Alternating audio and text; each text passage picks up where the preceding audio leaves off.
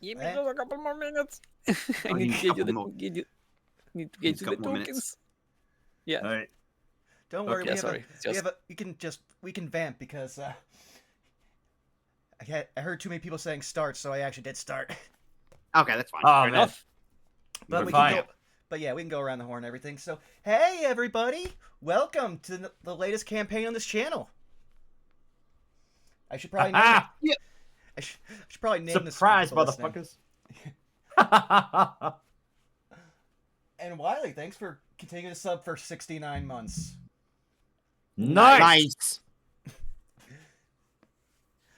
But yeah, this is Outlaw's Gambit. Is set in a setting that was created by one of the original writers of World of Warcraft, and they made it a sandbox so they could throw all this in there. So that's what we are doing. Man, I've just been so excited for this, guys. Full stop. Yeah. I've had this in my back pocket for so long, and now to actually finally execute on it, I'm like, okay. Running the published module is one.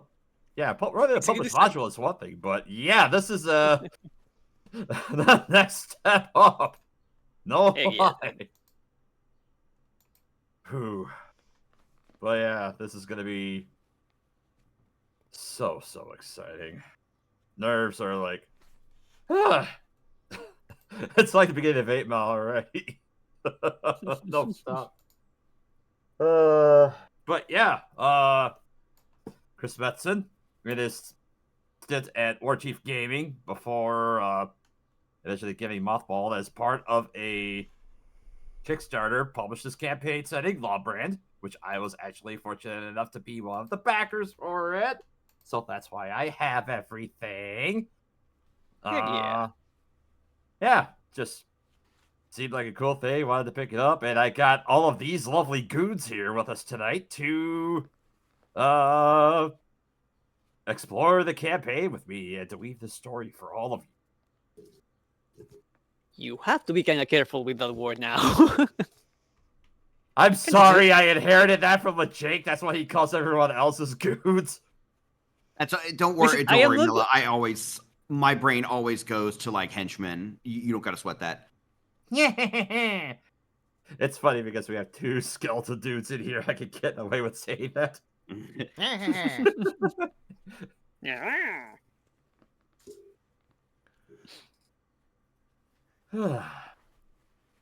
But yeah, so who wants to kind of go around the horse?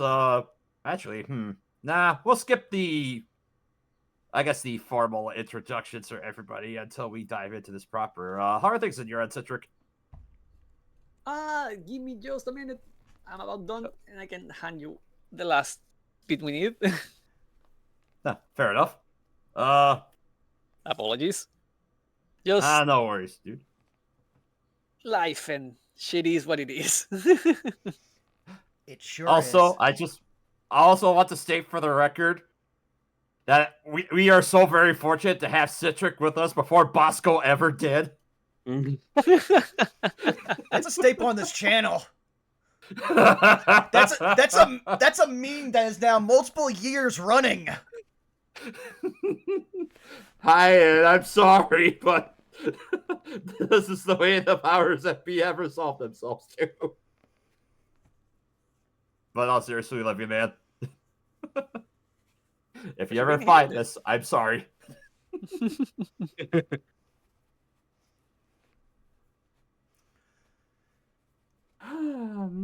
if we're not going to really go around the horn, then how about to give some more time? I let everyone hear the lovely theme song that Wiley made for the game. Okay. Oh, yeah.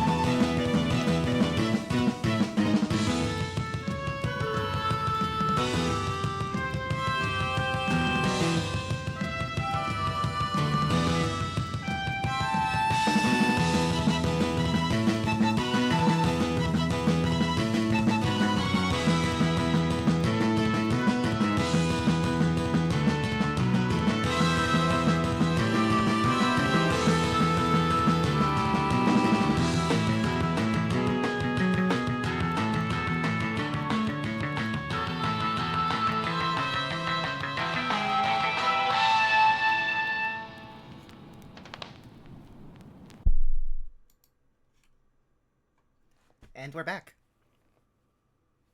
Oh, Hey. bravo, man. Oh yeah. Good job on that, Willie.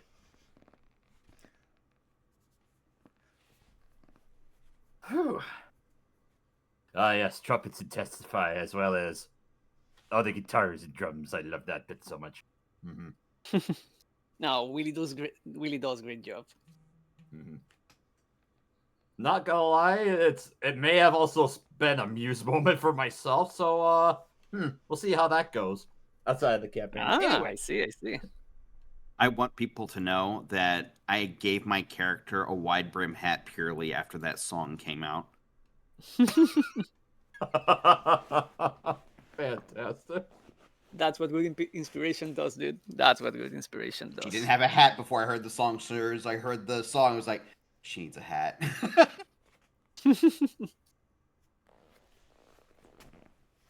Very much Okay, so. that's the last one. Mil, I'm sending you the very last minute things we needed, but would we roll any other way? I mean, there's always some issue on this channel. Let's see. There you have it. Oh, fantastic. Yeah, I will go ahead and save all those.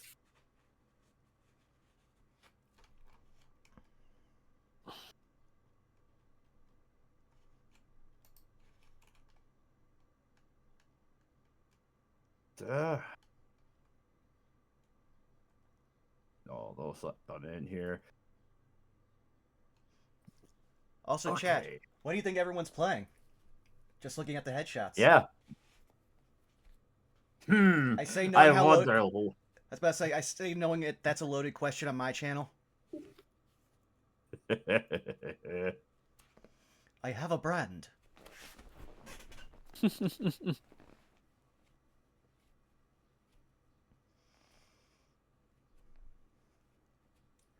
Right.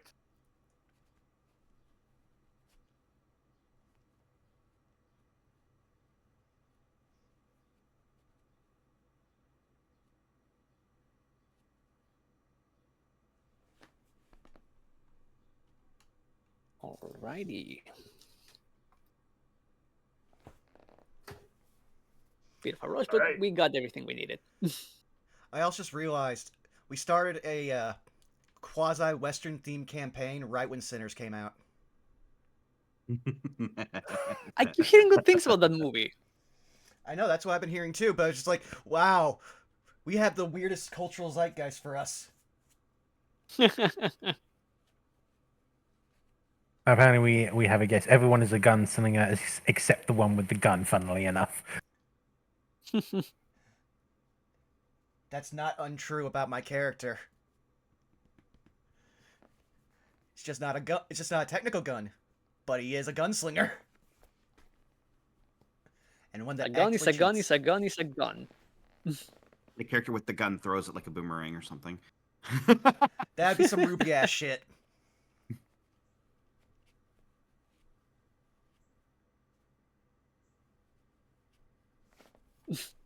That also remind me, I'm posting this one in chat, is from the Candlekeep game I've been with CG.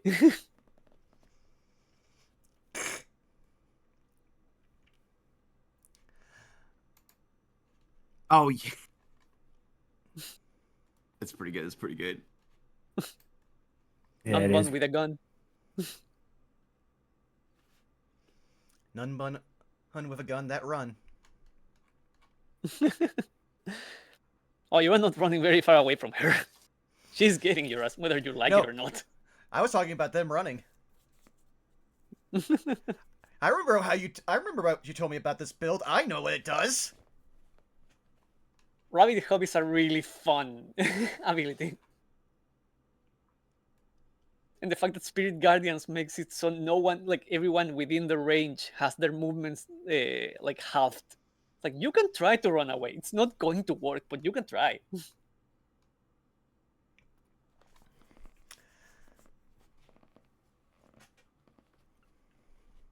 Alright, that's 2 down. Where to go?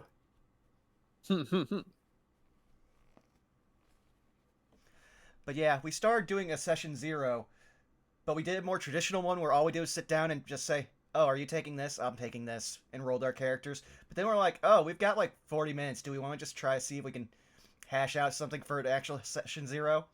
Did not record it, so that's why we are soon going to be in media res. There's a reason why. Go ahead. No, yeah, I was just confirming what you were saying. Yeah, there's a reason why this episode is titled "So You Walk Into a Bar Fight."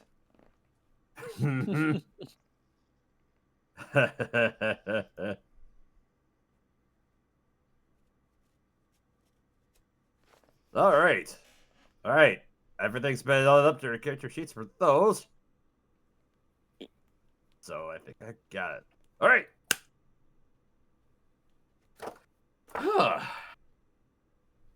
I think. How are you doing again, Citric? Everything else good? All right on your end? Yeah. I handed you everything I needed to hand you. All right. And I think with that, we could go ahead and get started tonight. We gotta do the going around the horse. That's where are we calling it going around the horse this round? Go around the horse. No, we're going. No, The horse around. we're trying to beat this horse dead. The whole horse? Ah, Yeah. whole horse. I think we'll just whole horse. As I look at one character that suspiciously looks like him. So, Also, Steel Ball Ron is around the corner. So, Of your horse. yeah, I think we'll just skip character introductions and let's just go around the horn for like people's introductions. Let's see. Rosso, let's go ahead and start with you, I guess. I am Tell people worse who over you are and you. what you find. Yeah, I'm worse over you. In the M&W sector, I'm R. Sawyer, the Undisputed Future. In Twitch the Person's Power Rangers game, I am the Phantom Black Ranger Catman with explosives, boom apples, whatever you want to call them. And I have done a little bit of artwork for that TTRPG, but yeah, you can find me on Blue Sky and YouTube. You won't find me on Twitch, on Twitter, sorry, or X, whatever it's called now these days. Twitter. Who cares? All right, so Trixie, you spoke up next. Tell people about you. Where can they find you? What are you up to? Hello, I'm Citric. You can find me pretty much everywhere at Citric King, everywhere being places like Blue Sky, Tumblr, Instagram, the aforementioned Twitter, but like good luck seeing me engaging in there. Right now, pretty booked as far as like what I'm going to be doing commissions wise, but always like good to keep an eye when I post shit. I think that's me. Yeah. So, we have 2 boners in the session. Alpha? Wow.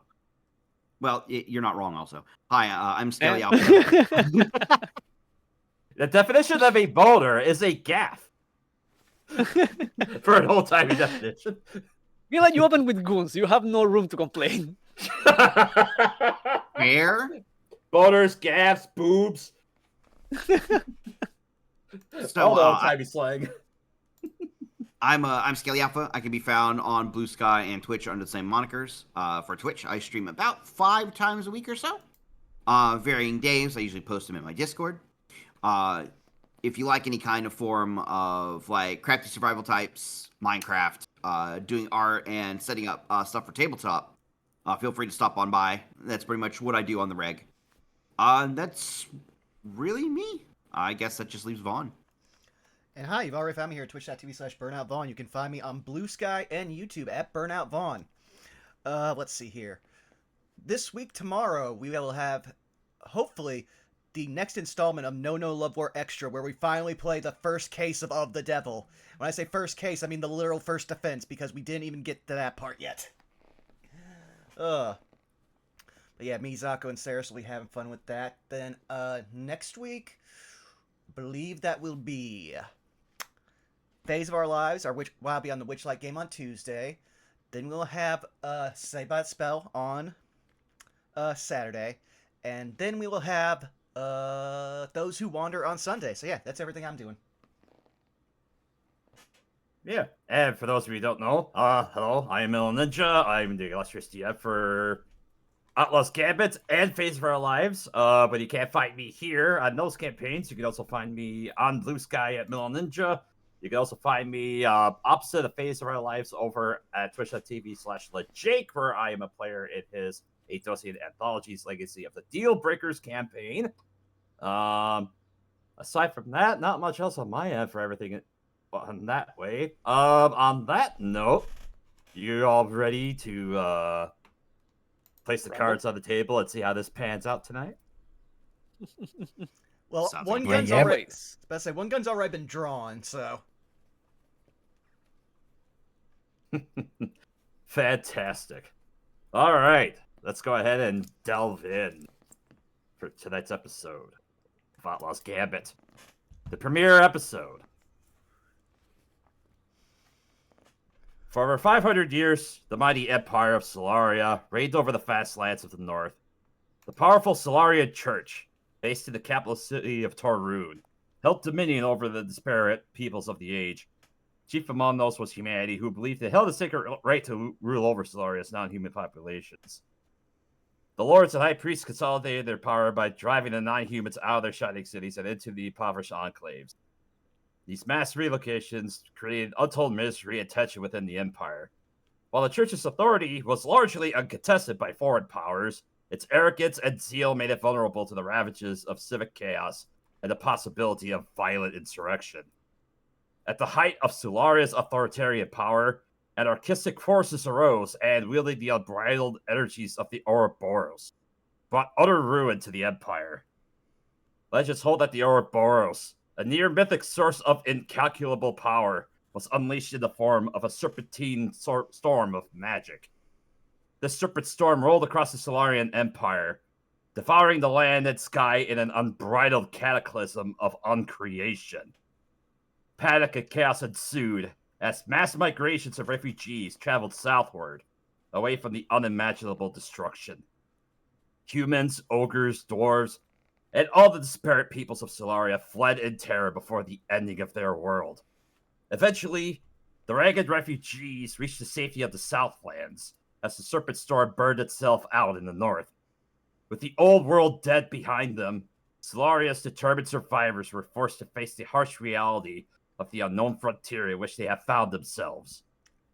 Putting aside their old hatreds and divisions, they banded together and combined their talents and meager resources in a bid for mutual survival.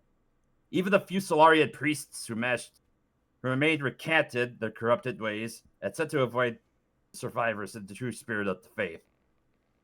Despite having lost their holy powers to heal injuries and banish evil, the priests proved themselves to be invaluable by aiding and comforting the wayward refugees. In time, their genuine efforts won over many of the non-humans who had suffered so greatly under the church's authoritarian rule. Eventually, the Stoic survivors made it through treacherous wilds and scorching deserts to establish the first city in what would become a bustling new realm. Unified for the first time in centuries, the people of Old Solaria forged a society that would be based in order, equality, and prosperity for all. For the past 250 years, that society has grown to encompass a number of bustling, urbanized trade cities. Known collectively as Lawbrand, this new society has overcome the tragedies of the past to forge a new, brighter future.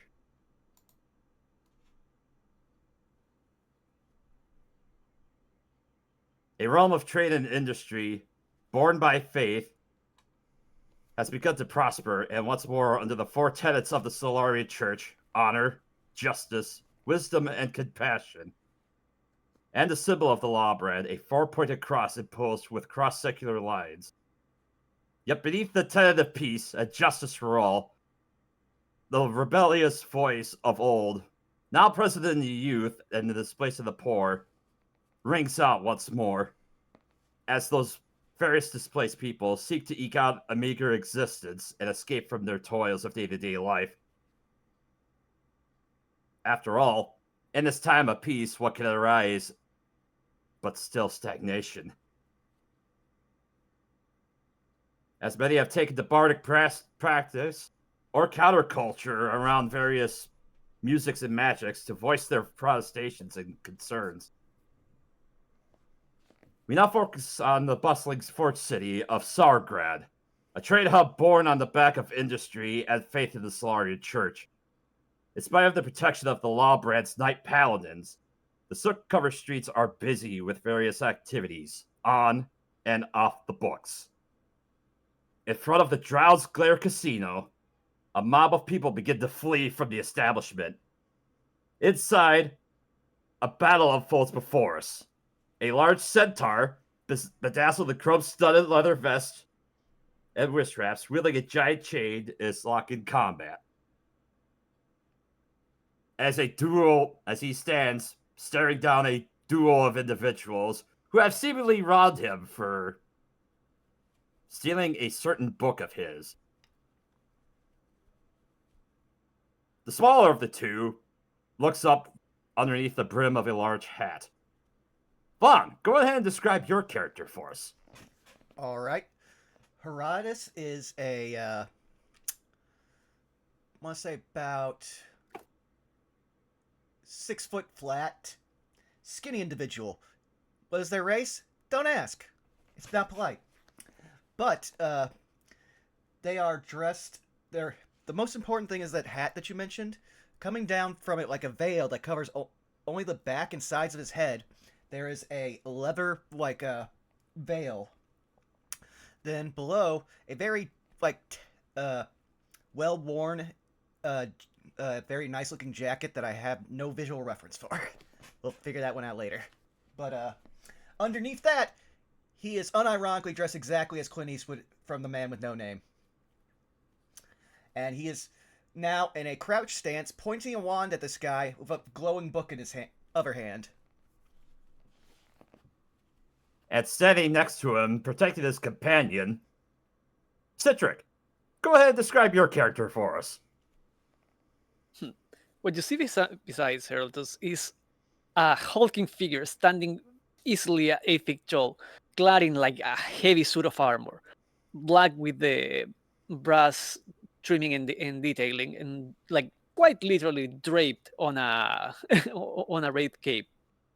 The armor, however, does seem to be somewhat mechanical in nature, with pistons and gears exposed. Uh,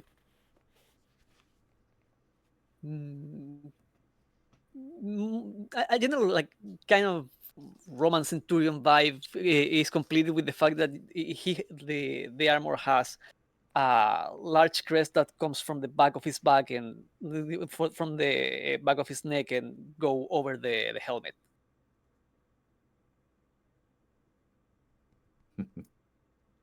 That would be them. And nearby where this confrontation is happening, a fight pit where a duo of orcs seemingly has stopped their rumble in order to hear what the commotion is going on. And seated nearby, at one point looking into the fight pits, watching what the commotion was there, this individual then picks up their chair, turns around, and then faces the scuffle that's happening behind them. Alpha, please go ahead and describe your character. My character is a rather tall, probably 5'10", 5'11" lady that appears to they appear to be human. They wear a wide brim hat with large amounts like beads and gold chains hanging off them. Is lightly armored, but otherwise wearing a very low cut, center cut blouse of sorts. And has some kind of heavily armored boots, and one very armored glove. They have a very pleasant, if not happy-go-lucky demeanor about them, as they're currently approaching the situation. And finally, slightly further across, as they are currently standing on a nearby stage, as the I think if I regular recall people. right, I think if I recall right, in the last session, I kind of backstabbed Minotaur. Oh, that's right. Seemingly from stepping down from their performance at the stage as everyone gets out, deciding to lend themselves to the duo who was being accosted by this large centaur. In a flourish, they managed to stab this individual in the back. Yes, Rosso, go ahead and describe your character. So my character is 5'5". Can't quite tell if it's man or woman, but they are a drow, and they are wearing a very dark outfit that has a lot of purple trim to it, and definitely has dragged the Minotaur with something very sharp from behind. They did offer sanctuary to Herodotus and Zero in exchange for some help. And as the initial scuffle begins to ring out, through a flourish of not only spells, but seemingly other abilities, they currently seem to have the centaur in a bit of a daze at the moment. And as we continue to pick up where this group had last left off, I will just walk out here on the back took end real quick, and I will now drag you over to the battle mat proper. Oh, that zoomed me in so far.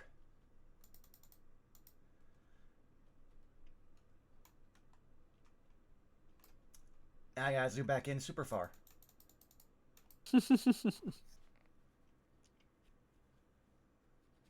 I will just ask for everyone to roll initiative so then I can edit them proper so that we can get the fight going again, because it seems like the easy fix.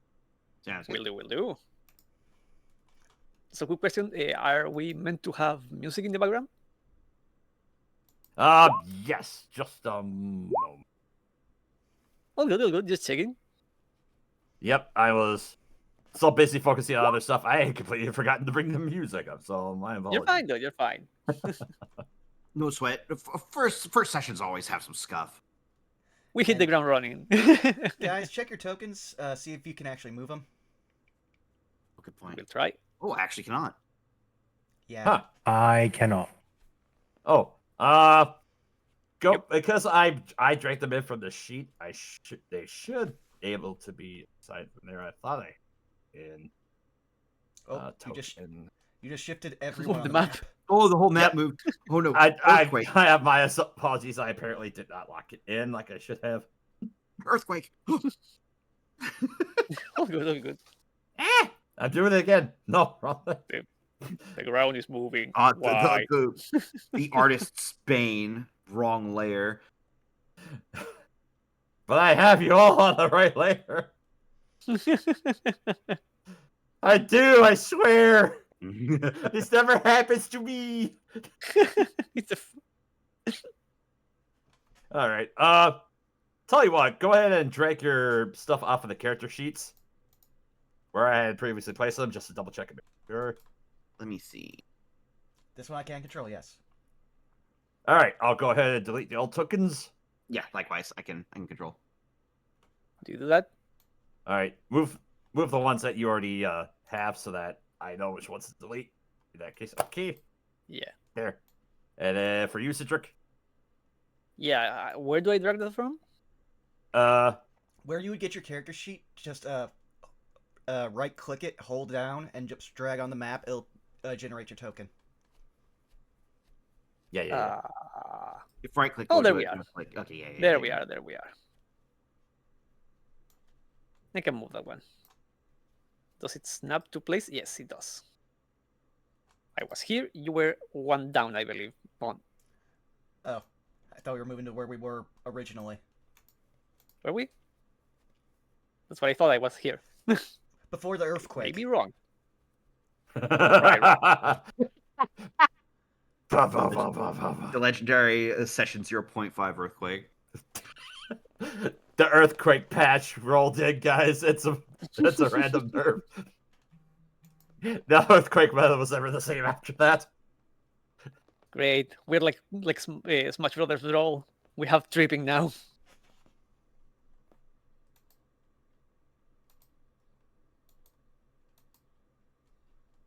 Uh,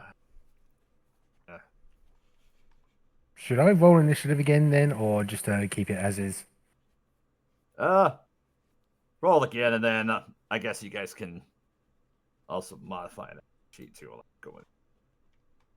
I guess one way or another, it will be Wait, modified. we're rolling again? If Okay. you click your token, it'll be easier for him to use the tracker, because if you don't, then he has to manually put you in. Ah, I get it, I Oh, get it, yeah, I get yeah. it. All right. Exactly the same. Consistency, baby.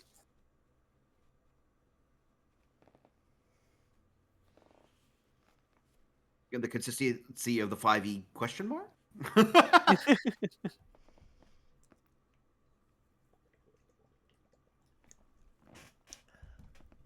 I mean, as far as you know, I can be a walking can of soup.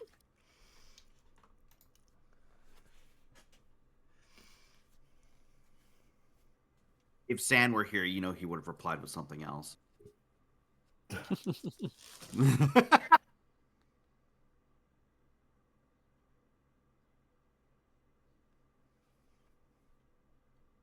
Wait. Oh, 1 second. Oh, there you go. Having to refresh because stuff is up. There we go.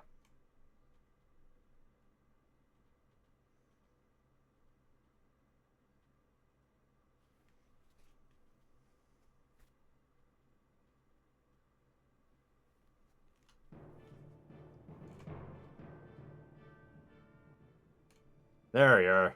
Good old classic. Mhm. There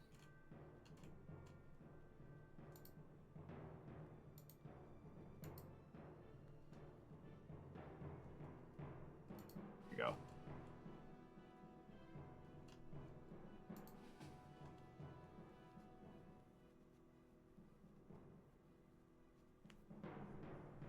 Right. Music is a little bit low, I would say. Yeah. Yeah, sure, I can bump it up. I always like that. Yes, sure. There we go. Yeah, that's better. Thank you.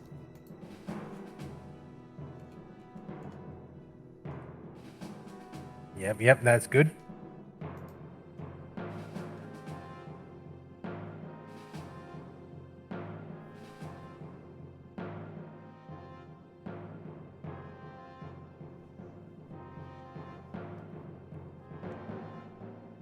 So, anything else before we get into it, or? Just having issues with the token that I dropped in for the centaur. Tell you what, just gonna delete that token and drop a new one in because why not? I say, do we all just want to move one spot back so that way we're in our original positions? Or at least one space up. Yeah. Yeah, that works.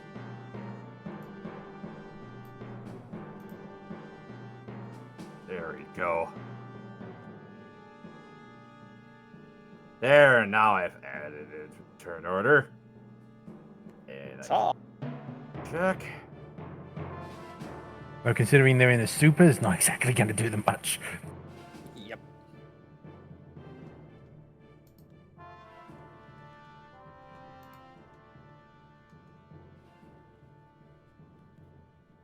Let's see. Oh.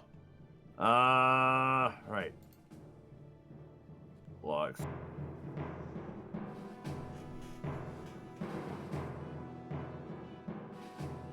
Oh, that's right, because I didn't roll the Centaur's initiative in the sheet. That's why I apparently lost it. So, I guess we ball in and use it in new initiative roll for it. All right. Sounds good for me. Sounds like a plan. I'm good with that. Yeah, as we continue in on the streak of combat.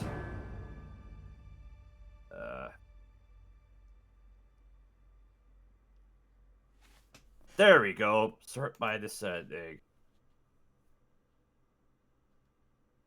Okie dokie. So, with that out of the way, we can go ahead and start with the proper turn order of Vendry. It is your turn. Yep. She kind of has basically the equivalent of like the Assassin's Creed Hidden Blade, and she's gonna hit the centaur from behind with it again. That's a 10. Yeah, 10 is going to unfortunately. Well, they are flanking. Oh, yeah, that's true. And if I Oh, recall right, yeah. correctly, through a combined effort for the last thing, he is currently stunned, so you have advantage on this roll. Not stunned, incapacitated. Oh, incapacitated. Yeah. Oh, okay then. Yeah. So that's a 25 then. Yeah, 25 hits. And And that's 7 piercing as well. 7 piercing. All right. Well, you didn't roll sneak attack. And because flanking, yes, sneak attack.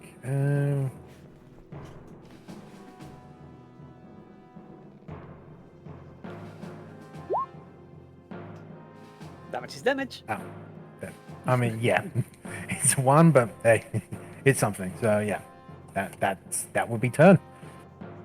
All right.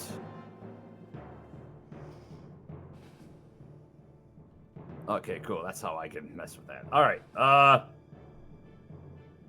Yeah, it's your Dagger of Ashes Defiant purchase. Next up is Hero. Give me 1 second here. She got minimized, and I need to check something here.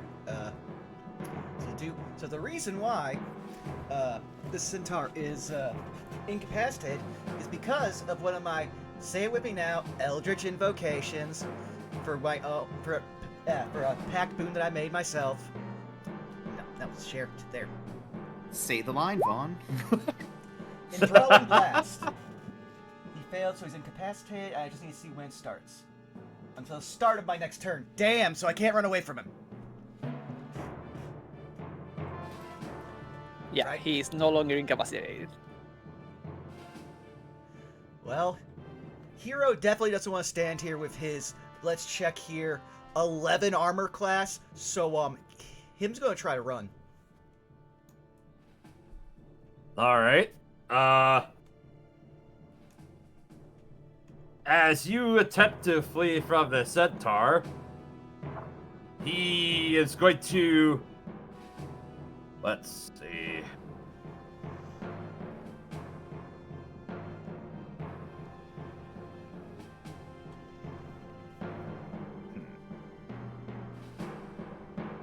He's gonna grab his chain, and as he goes to run and or as you attempt to flee, he's gonna take his chain and he's going to attempt to lash out at you with it.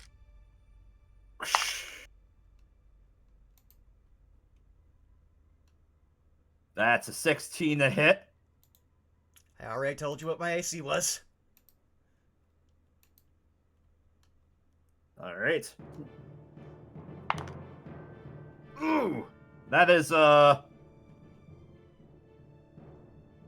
that's she's 15 points of slashing damage. Eee. Okay, I'm not trying to roleplay that because you literally did so much damage to him that he should be close to bleeding out on the ground.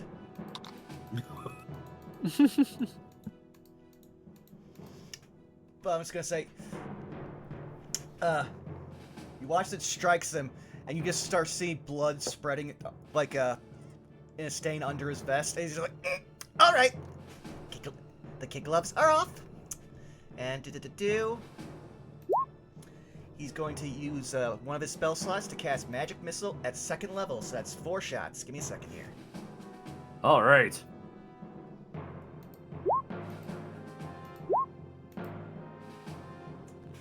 So that's 6, 7, 5, 7, so that'd be 13, 20, 25.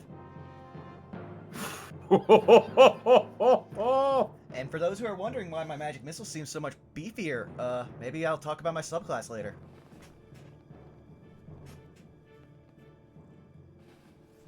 But yeah, that's all he can do. Yeah, as your magic missiles rain out from your wand, striking him in the face. He definitely seems pretty bloodied after that exchange. Good! Fuck him!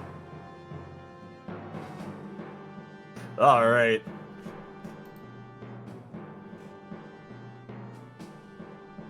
As he's going to realize that he is currently pinned in between a drow and a hard place, he's going to, for the first time in the session, actually make out a multi-attack. Oh. As he brandishes them all in the one hand, but she'll swing back towards you, Vardry. And with the chain, he's going to lash out at you, Zero. So for the maul, that's a 19 to hit.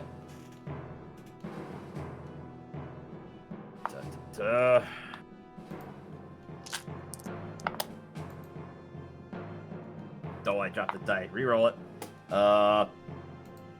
Eesh. 14 points of bludgeoning damage.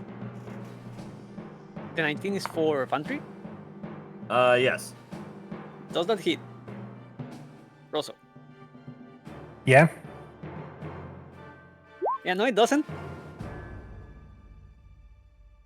Like Zero realizing that he already like missed their window to save a hero. Immediately looks like angry at this guy. It's like, you hurt my friend. And the moment he tries to attack Vandry, he will interpose his own shield in the way. Like the defensive pattern turned on. Oh wait, it's self. God, no. Yeah, no. it is self. God damn it. Yeah, my bad. Forget about that. Good idea, but if only you could use shield like that. Yeah. Yeah, Right. the 19's gonna hit. 19's gonna hit me. You take, let's see, that was 15 points of bludgeoning damage. Oh, is that Vandry? Yeah, that was 15 points of damage to you, Vendry.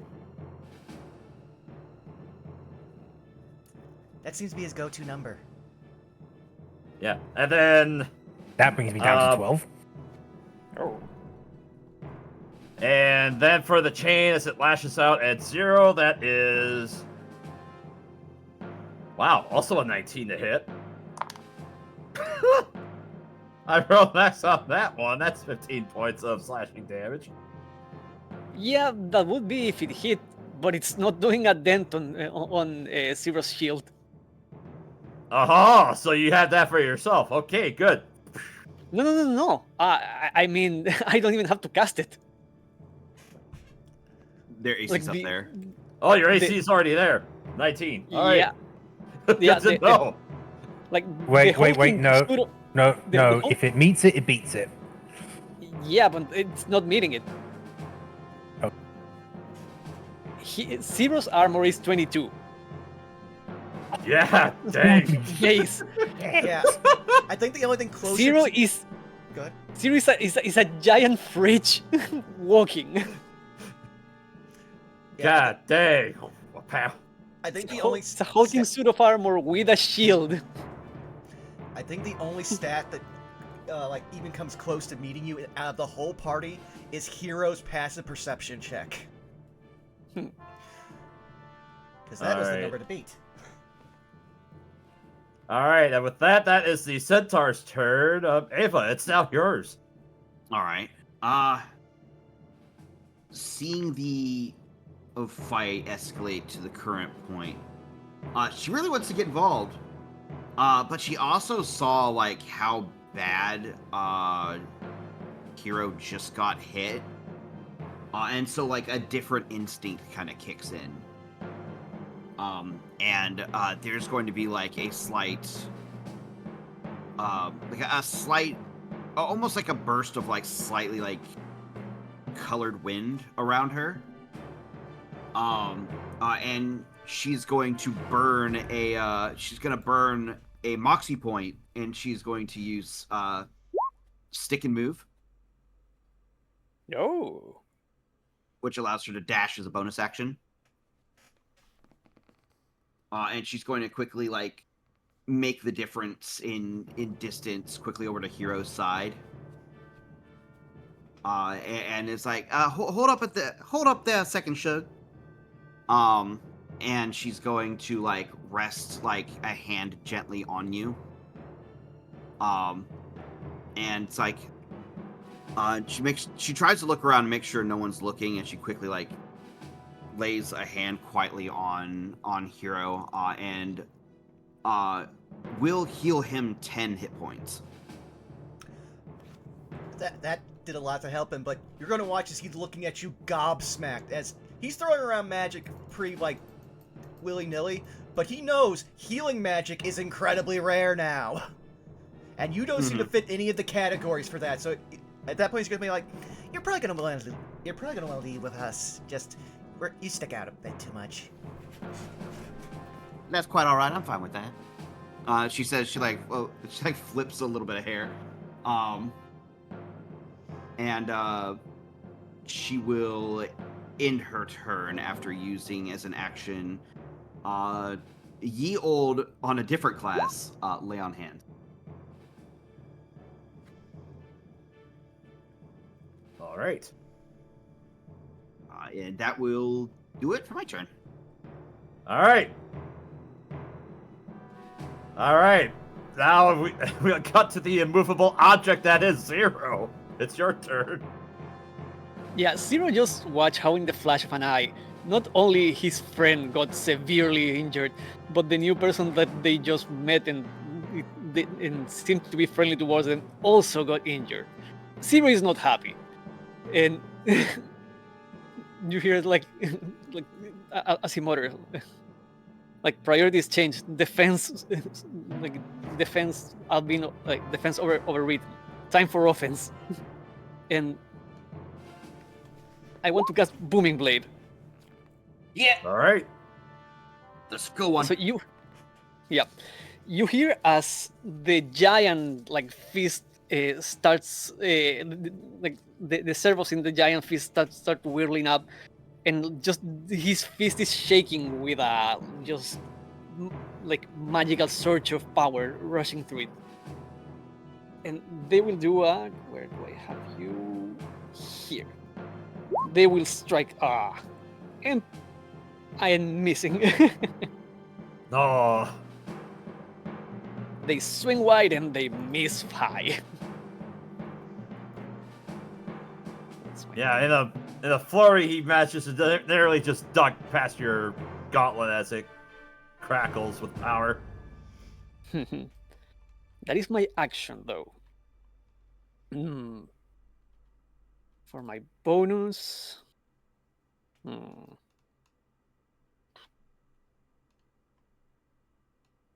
only thing is that you guys get turns before the center. If it was the other way around, I have something I can do, but...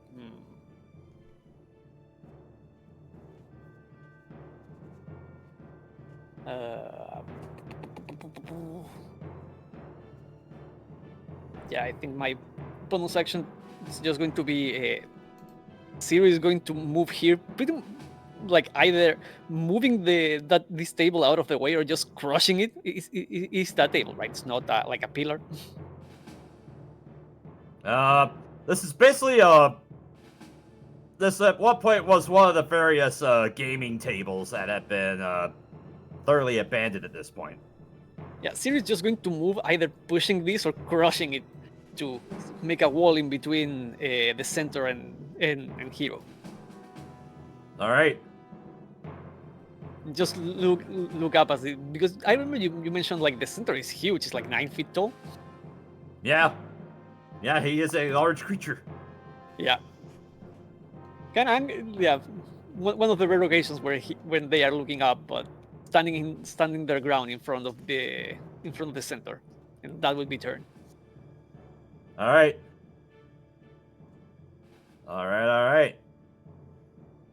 Next up is Vendry. Just as a little bit of flavor, can I get onto the back of the centaur for the backstab? the liner jump. For flavor, you can, I suppose. Give me an acrobatics check. Let's see how well you can pull this off. 23. Yeah, for flavor, you managed to spring up on his haunches. Yeah, go ahead. What do you want to do now that you're on the back of the centaur? Yeah, it's literally going to be the hidden blade again. Backstab. You rolled Roll the hit now that you're on him. 17 will hit. Yep, and so that's 6 piercing, and since it's flanked, 2 sneak attack. All right, so 8 piercing damage. Down to that much. He's definitely looking a lot worse for wear compared to the start of the encounter. Anything else for your turn? No, I will be haunches, or are you getting off? No, I'm going to be staying right behind him. I'll save some more narrative thing for later, but yeah, that'll be it. That'll be turn.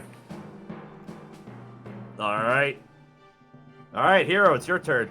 So Hero was kind of like resting with his hands on his knees, like crouched over because he was in so much pain before he got healed. But now he's just like huffing with exertion and a bit of anger, and that this could have been so much easier, but this guy just this guy just wouldn't let it go. All right, I'm ending this. And do.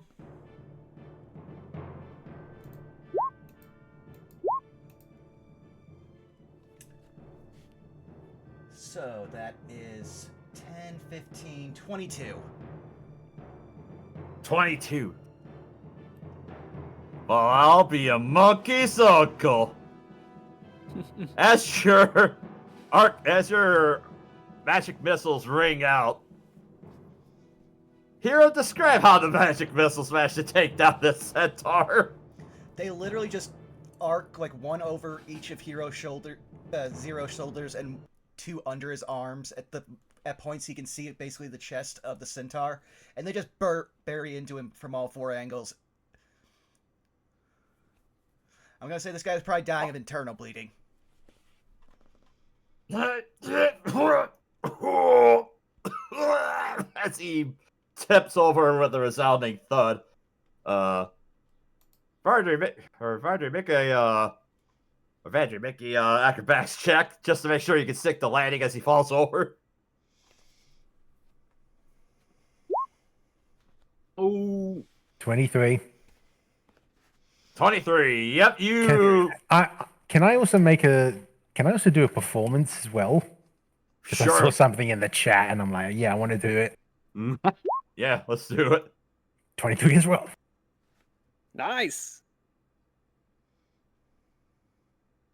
What you do? Yeah, it's basically just a give a proper yeehaw.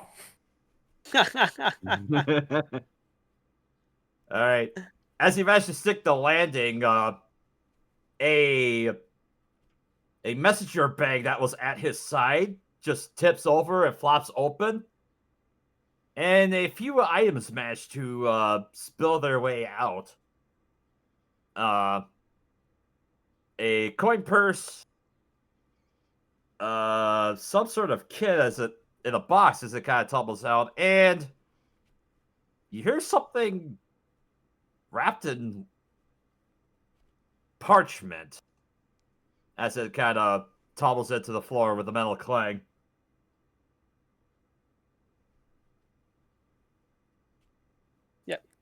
Zero doesn't really pay much attention to that. They immediately walk towards Hero. Are you hurt? I'll live.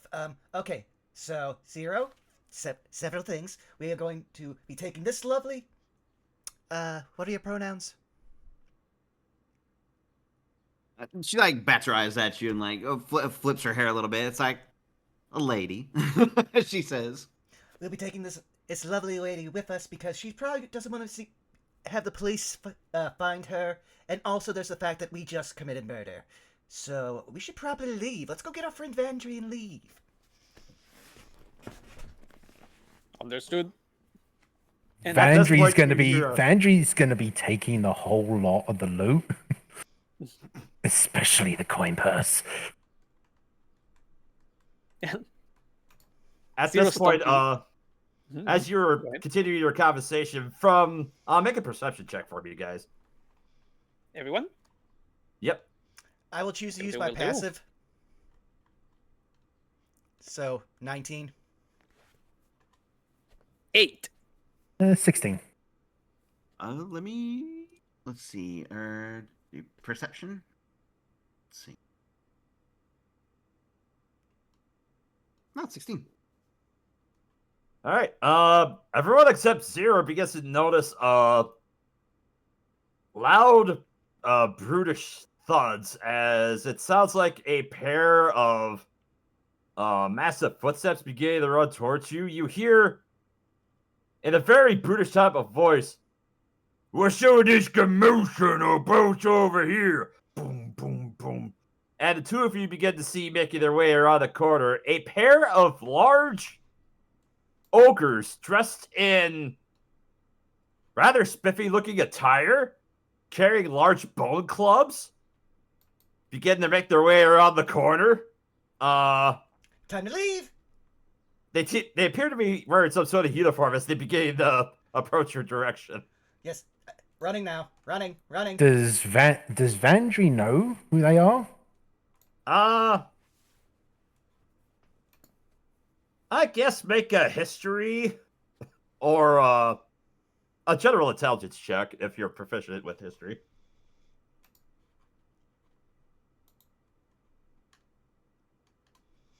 They're both the same. Oh, that's an 8. Well, give me a couple of times here at the Drowsclair Casino. You've seen a couple of these big ogres walking around. Just by the uniforms, you get the sense that they're probably the venue security.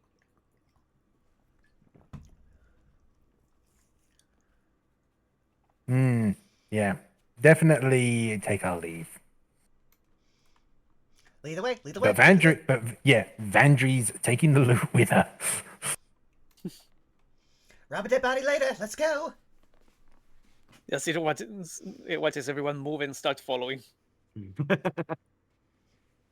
what? Okay.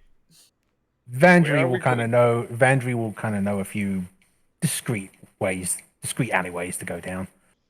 I mean, you say that, but you're working with the giant refrigerator that stomps around. And someone who's still technically actively bleeding. Yeah, as the lot of you manage to burst your way out of the casino, you do notice that there's a little bit of commotion as some of the crowd that had vacated the premises is kind of hovering about. You hear bellowing out from inside, "Shame for the constabulary! There's been a bloody murder in here!" Is the crowd blocking our escape? Well, I guess they're kind of hogged off to like various corners of the street. The street itself is open to you if you wish to attempt to flee. Yes, that's what we're doing. Yeah. Go ahead and make let's see. Make a stealth check for me, and you guys can make it with advantage because of Vandry's background with the city. Thank you. That's a 15. That's an 18.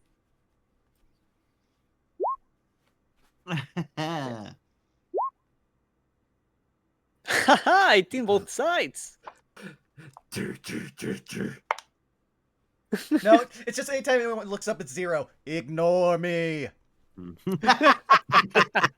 It's just like Frank, like pressing up against the wall. You know. Ignore the massive tin man. Doot, doot. Thankfully, as a group check, you all managed to duck and weave your way through a couple of various alleyways as you have so far managed to evade not only the crowd that was there at the casino, but also any local authorities. Heck yeah.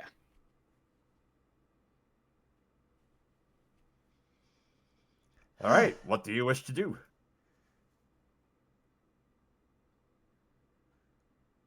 Okay. I'm an academic. I'm not supposed to be running this much. Maybe we should find somewhere to lay low for a little bit. I think that might be best. Yes, a place where we can also have a talk, because I noticed a few things about our little group, and I'd like to address them privately.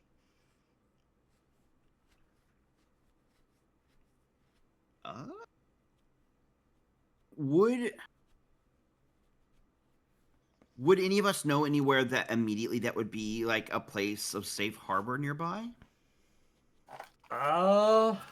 Let's see. That is a very good question for me, Alpha. Welcome back. If it helps, I would, if there's like maybe a publicly known location that Ava might help, I would employ one of my class features to help. Yeah, let's look around. Kind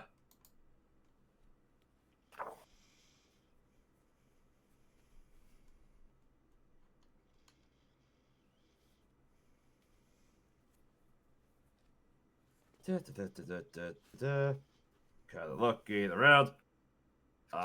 Let's see. Is here the threat. I guess make just like a general intelligence check. Sounds good. I would also employ a class feature I have that could help with this potentially. Ooh. So I here's the might intelligence have. check. Yeah. I might have something as well. Okay.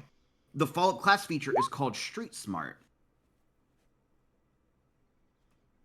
Yeah, carousing, shadowboxing, it's probably all kinds of activity from rustic. Additionally, let's say carouse, air for outmost. You know all public locations of the city as if you're born and raised there. It cannot be lost by non-magical means while within the city. If there's like a public location, I might know that'd be a nice place to kind of sit down a little bit privately. Yeah, given your penchant for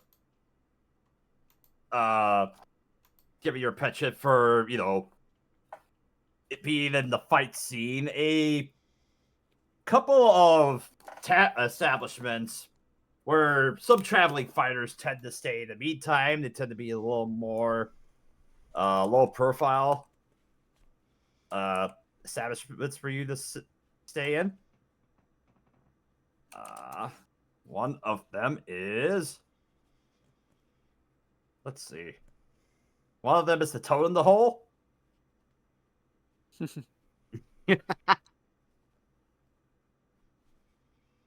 right. And the other is the Soothsayer.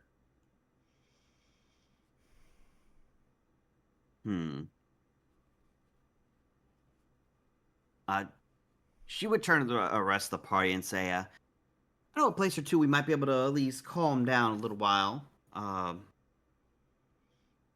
it's not exactly full-on privacy, but it's probably a good enough spot far enough away that people ain't going to suddenly point at us. We are literal beggars here, so not very choosy. I'd probably recommend the Toad in the Hole just because I like that name. We will follow recommendations. Yeah, so DM, would I kind of know any particular contacts in those two places? That is a very good question.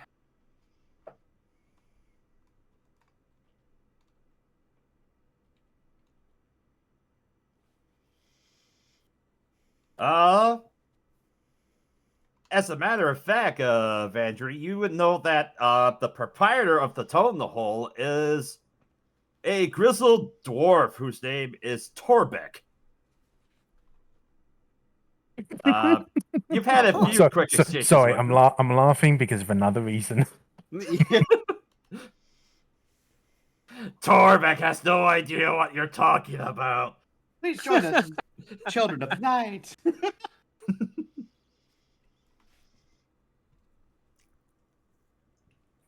Yeah, but anyway, Torbeck.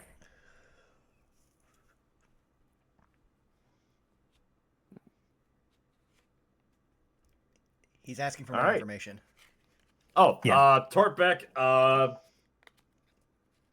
Torbeck Iron Fist. He is the proprietor of the Tote in the Hole.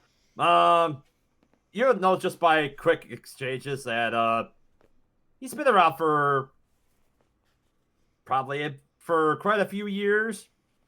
After recently taking over,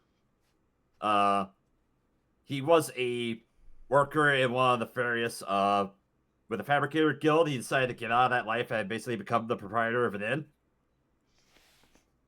So, trying to get a more cleaner lifestyle than his previous profession in your dealings talking with him. Aside from that, not much else of note, really. Just kind of more of an acquaintance level of understanding with him Ah, okay. Yeah. or familiarity. Yeah, Vandry will kind of speak up and be like, I know the owner. Torbeck's a good person. We can trust him. Oh, fantastic. Would they have We any? want- Oh, go ahead. Would they have any problem with murder? Apparently, we are accessory to it. Correction. Hero was particularly the one provoking it. That's a fantastic question, Sugar. I unfortunately don't know.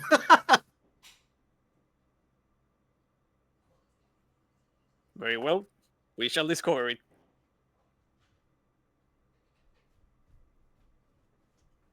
All right. A lot of you managed to slink your way as you go to make your way towards the toe in the hole. I need you guys to make another stealth check for me. A group stealth check. Do we still have advantage? Yes, I'll say you guys have advantage on this. All right. Yeah. 23. 6. Wait, no, 16. 4. Well, no, you have advantage, so yeah. Oh yeah, it is 4. Not bad. It is 4 regardless. Yeah.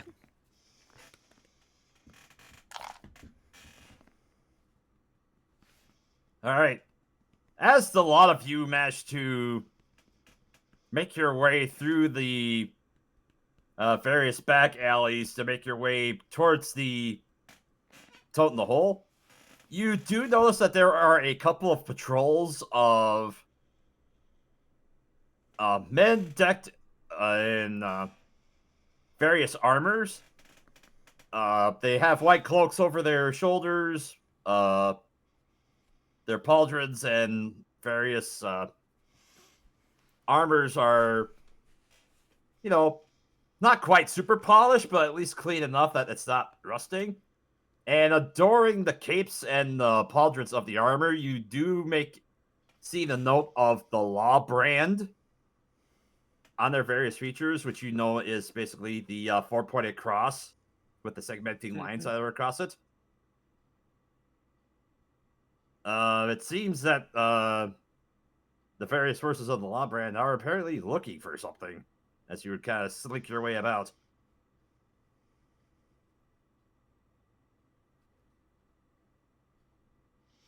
Yeah, Vandry's definitely going to have like a very interested look at Hero during the journey to the Toad in the Hole. Then you'd have to look behind you because he would have tried to get you to go first so he could try to do something without you knowing. Oh yeah, no, Vandry would have been looking back behind her. Well, then you'll probably catch him do a quick glance at not your ass, but more around your general build, like going like shoulders up and down with a very thoughtful expression. And I would like to do an insight. Are you okay with that? Yeah, can I do one in return? Sure. But I would like to use my insight? I would also like to use my I would love to use my passive insight, so that's an 18. Okay. What are you specifically inciting for? So, because of the thing where, Hero's not saying his race, he knows that his race and other versions of his race get training no matter what. And he saw that you definitely have training. He's just trying to, now gauge your muscles to see if you have the type of training that he knows.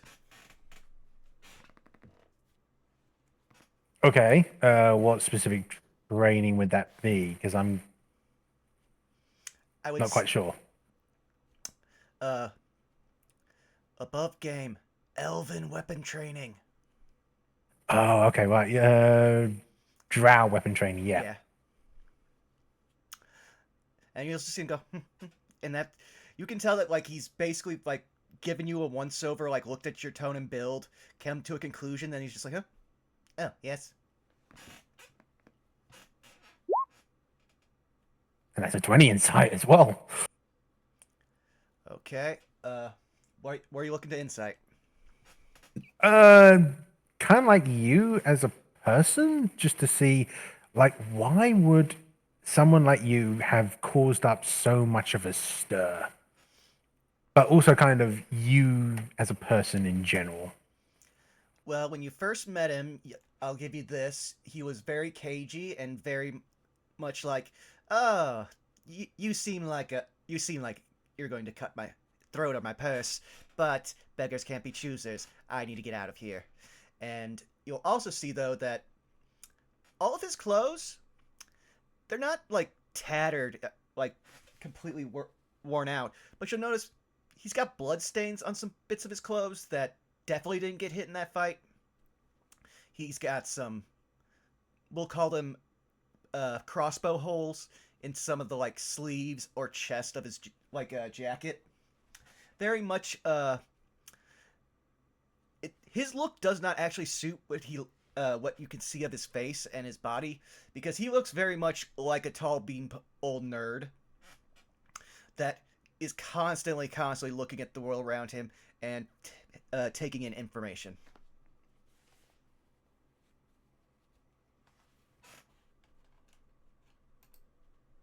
You know what? I'm going to try something. I'm going to speak Elvish.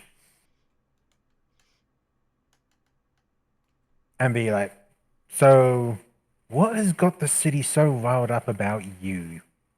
Oh, you beat me to the punch. He'll just start speaking in Elvish back, naturally. Just go, oh, you beat me to the punch. I had a whole bit prepared. Oh, so I had to go check a spot on my character sheet to find out if I had to name the thing. Okay, yes. So, I'm a bit of an archaeologist and anthropologist by trade, and I have a certain patron who wants to curate magic items and tomes of magic and all the stuff that was lost in the apocalypse, because they don't want the knowledge to be lost in the apocalypse.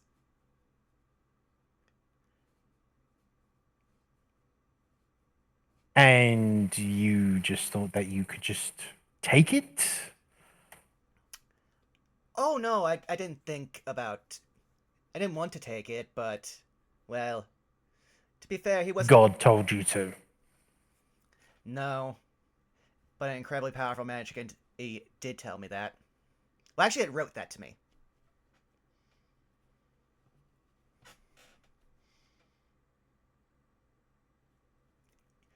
I'm going to tell you right now, I am a magical something that not many of are in the world.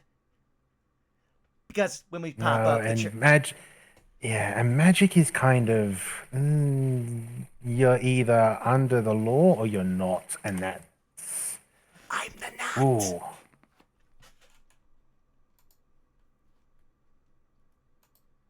There's something that I need to kind of check on something. While you're checking on something, I want to say, you beat me to my bit that I was going to go, where you're just going to, to the entire party in Elvish. People couldn't understand Elvish said what? Because at that point, Almost like basically a thieves Homer. can't. Go ahead. almost like a Homer Simpson whisper over towards you. It's like, what do you think they're saying? Yeah, Zero looks down at you. I have no idea. I have learned not to ask. And Yeah, points back to the direction. Points back to the direction where we came from. That stuff like that happens when I ask. Ah, yeah, that makes sense. I'd also say Citric, having known Hero the longest, you'd actually be used to him speaking in Elvish whenever he's in deep thought, because he just slips into his native tongue. Yeah, you kind of Zero for his part, kind of snapping back into like situation now that we're less, I guess, stressed. Looks at Ava. My name is Zero. What is yours? Oh, nice to meet you. My name is Ava Radcliffe. You just go with Ava's perfectly fine, sugar. Ava it is. It's a pleasure to meet you. Oh, likewise. Sorry that the whole situation happened back there. I was just minding my business, waiting for my turn in the fight pit. Well, we didn't get to fight, so Yeah, that's true enough. We sure did. I do not like fighting. There's like a sad little frown that appears. Like, but when you spar and stuff, it's fun. Yeah. While that conversation is happening, Vandry's kind of ticked off something in her mind and gone like, larceny, possession of prohibited goods, disturbing the peace, practicing arcana, manslaughter, times that by 4. Yeah, that's a lot of bail money. Yeah, but you also got Zero and an actual spellcaster out of that. I think that outweighs a lot of the negative. Oh yeah, that's the intrinsic violations.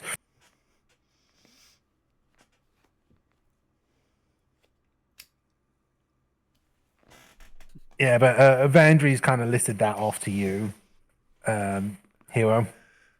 Oh, yeah. Murder's a new one for me, actually. But then again, there's a good chance that idiot would either throw the book away or burn it. And never burn books. Burn the censors. They have more body fat.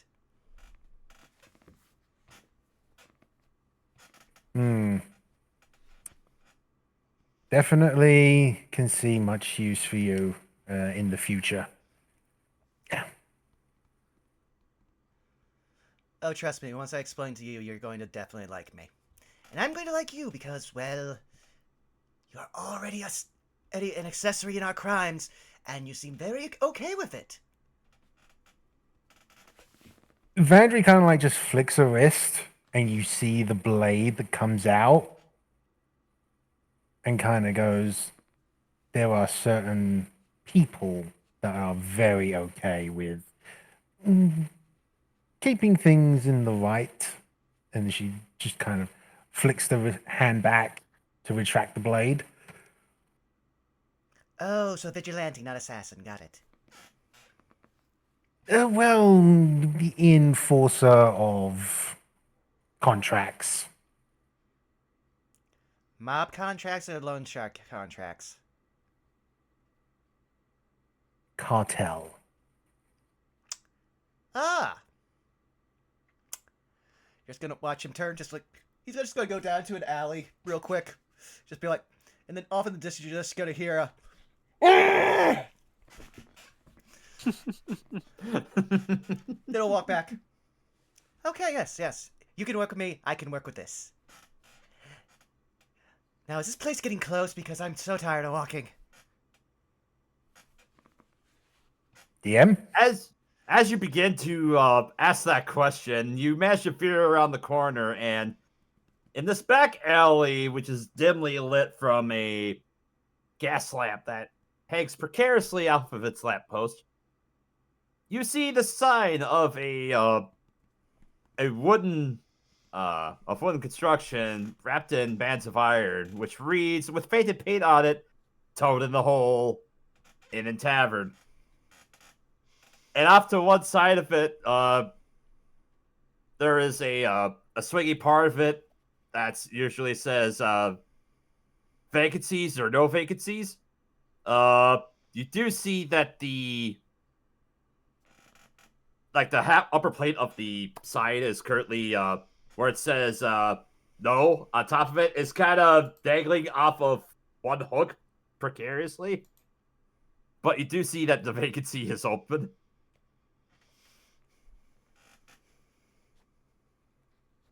Oh, here's the stop right here. All right, let's find someplace very And far in the back. yeah, I'll try and get us a nice discreet room. All right then. I hope it's not anywhere upstairs. Zero has a problem with stairs. But they have a problem with him. I do not have a problem with stairs. Stairs have a problem with me. So you can tell that they've been traveling together at that point.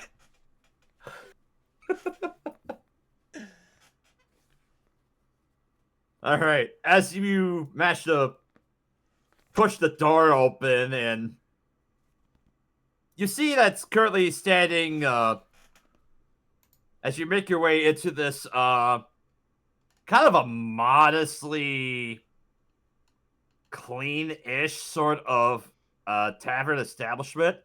You see, there's a long length of beaten oak bar that runs the length of this tavern, and you see there's a couple of tables that are kind of scattered off to the side, and off in one corner of this main foyer, off in the corner, you do see there's kind of a larger open area that's like slightly recessed, like 5 feet across, with sections of ropes that are on various posts that are kind of sectioning off that little area.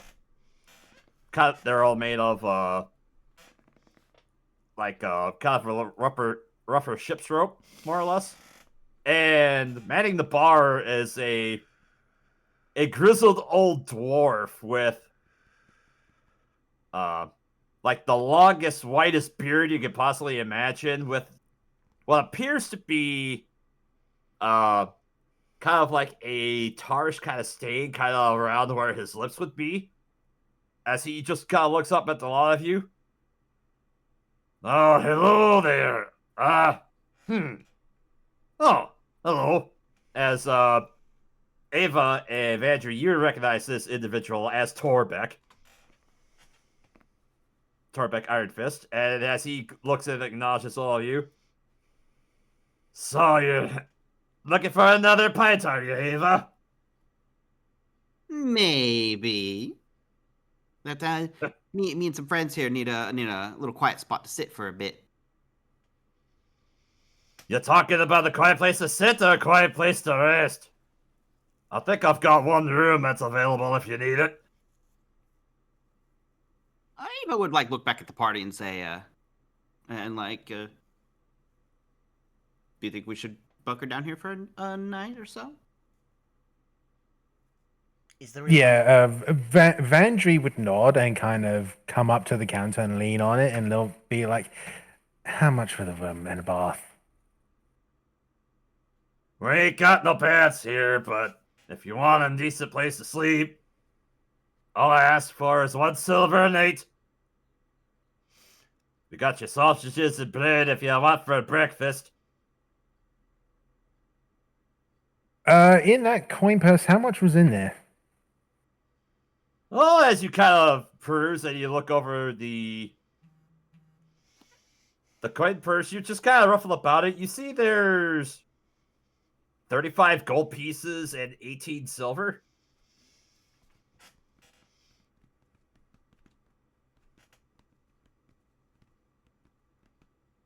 Right, 43 plus 35, 78, and 14 silver, you said? Miller? Did I say that? As I wasn't sure if you were asking me or if you were asking I was asking you out of character. Oh, 1 silver a night. Right, is that like per person or is that for the room? Per person. Yep, Vandry pays the 4 silver.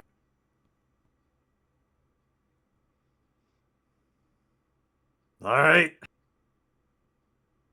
Well, if you want the one near him, he just kind of shuffles around, and you see he's got the arrangements of hooks that are on the wall behind him, as he just kind of saunters up.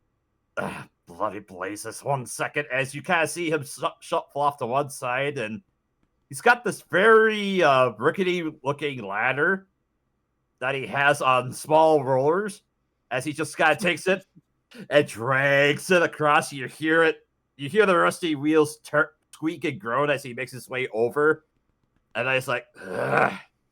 And painfully, step by step, he manages to saunter his way up this ladder. 3 steps until he finally reaches that tall hook. And then he'll painfully, step by step, hobble back down off the ladder. And then he'll turn around and he'll toss the key onto the bar. There you go. While that is going on, Zero is going to look back at Herodotus and say, "Should I help him?" Only if he asks for it. Dwarves He are doesn't to have a lot of trouble with it. True, but dwarves are on whole a proud people. But he's short. Yeah, Vandry will definitely take the key and kind of with a smile, kind of be like, "Thank you so much, Torbeck. You are a lifesaver. You are very much appreciated." Oh, yeah. No problem there, my friend. I need my pipe. As he just kind of looks over, and he just begins to grab his pipe and lights it to smoke it. Before we do that, to answer what Zero just said, Hero's gonna put his hands on his hips and just go, "We both know, so are you." That is unfair. I am standing taller than you. But this, ding ding, is not you. Fair. Oh, you've got the key. Lovely. Let's go. You're in 1-5. Down the hall to the right there. You take a right, you go down, it'll be the second door on your left. No, third door. Yep, Vandry kind of leads the way.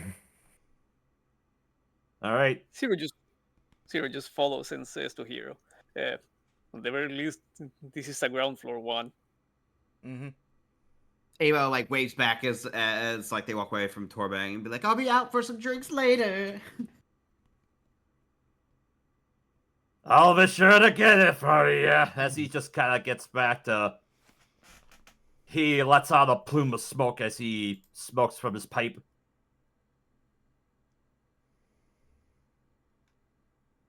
And as you make saunter your way around the corner, you make your way down this creaking hallway that is lined with a green carpet. And you look up, there are various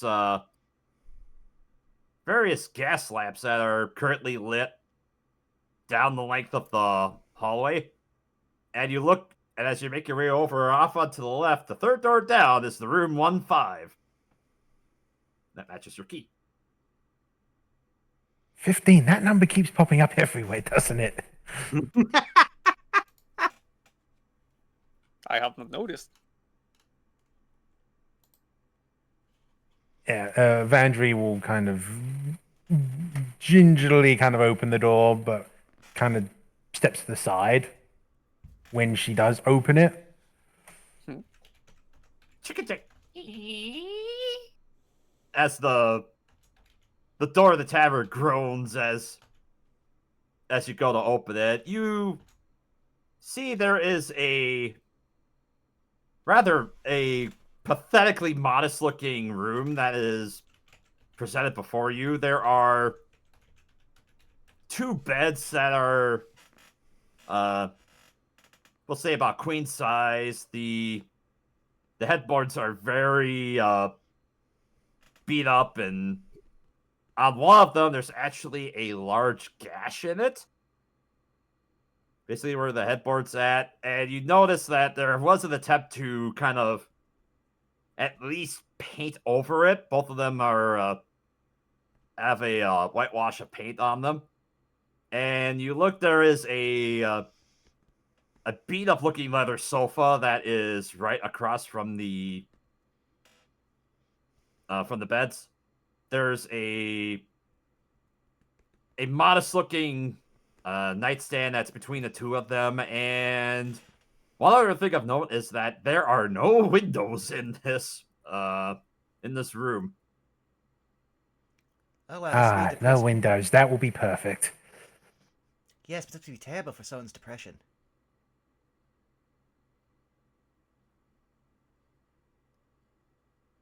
I mean, it What? depends on what you're doing in the room, of course. So Fine. are we no longer being chased? For the moment. Yes and no. The best thing is that we Explain. gotta. Well, we were somehow unseen leaving the scene of the crime.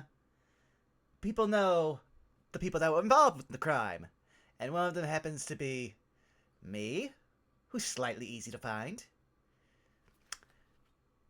Bandry, who's openly carrying weapons but is giving off an aura of don't mess with me, and people are taking that. Ava just seems normal, but has a very noticeable hat. And then there's you. Are you putting it together? I'm sensing a tone here. It's more like, again, I won't believe that Zero forgets how much he stands out, and so, like, Hero has to constantly explain, you're very, very tall and very, very big. People notice you. Oh, so I am no longer short, am I? Listen here, I'm the only pedant in this room. I have noticed. Okay, So okay. are we no longer being... Are we considered being chased still? For at least the rest of the night, no. All right. And you hear how a loud hiss come from Zero's chest as the armor starts moving away, and you see how it pops open, and from the center of this like barrel-chested figure climbs down as a smaller one, still standing at 5'9". Instead of clad in black, this time is an ivory white with the same brass trim and details. If the armor looked mechanical in nature, this one is like transparently. It's a warforged. You see a robot coming from the larger robot. I was about to say, we do actually have art of your character. Do we want to just throw it up in game so people can like also see? Sure. It's still in process, but if you want to throw it in there. Well, I The was last- more. I'd yeah. say you'd have to throw it to Milla or have Milla scroll up in call text and save it and then. Yeah. See if I can find out. But while this is going on, they are stepping down. It's just like Hero with one hand on his hip is just us looking down. And go, why do you have to be dramatic about this every time? Because you keep bringing it up. It's not comfortable, and you know that. Can we at Also, you least probably move the... Vandry's going to cut in and be like, can we at least move the big body into the room first? I thought we were all right in. That's why we were doing this bit. Yeah. Oh.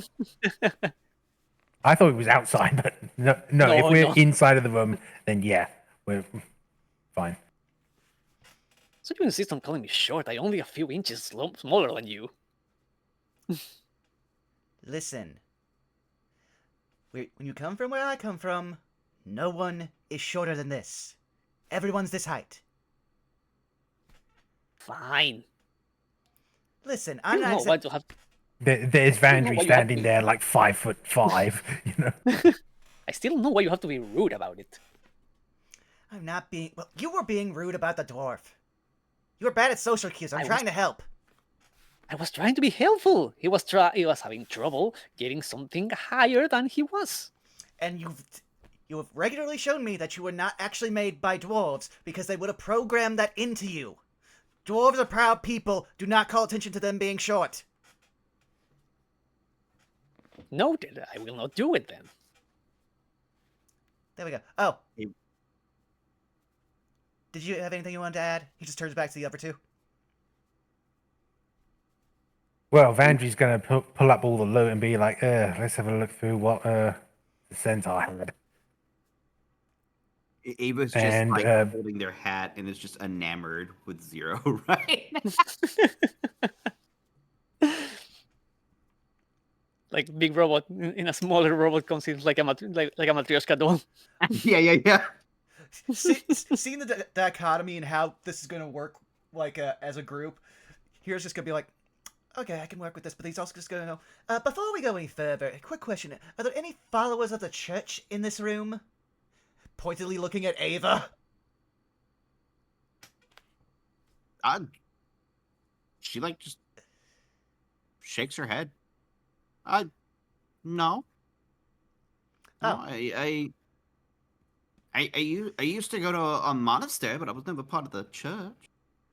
Well, the church isn't exactly a fan of people like us. And does a finger gesture between Vandry, him, and then finger gesture to Zero.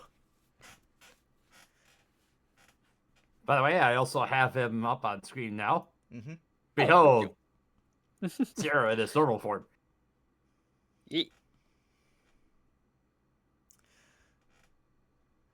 But all right, yes. That's so cool. Thank you. All right, so what all did you pull off the body? Vandry's going to use the sofa to kind of lay out what she managed to take. Minus the coin purse. So, Right. Miller, I'm going to leave it to you on what Vandry managed to take. Yep. So on top of the coin purse, you also have inside of here a forgery kit. Oh. And the object that is currently wrapped in parchment. Okay, if no one's going to take the forger's kit, dibs? Honestly, if we had left a better, forgery in place of the book, he probably wouldn't have, chased us. Zero raises a finger. Mhm. Hold on. I was under the impression that the person following us was a law enforcer. So why would they have that kind of equipment on them? Miller, could you, because it's been a hot minute since I read the source book, could you tell me what the magic institution that's relegated by the church is called? Oh,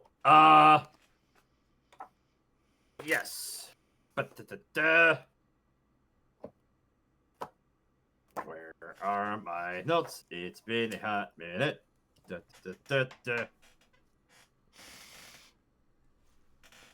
It is.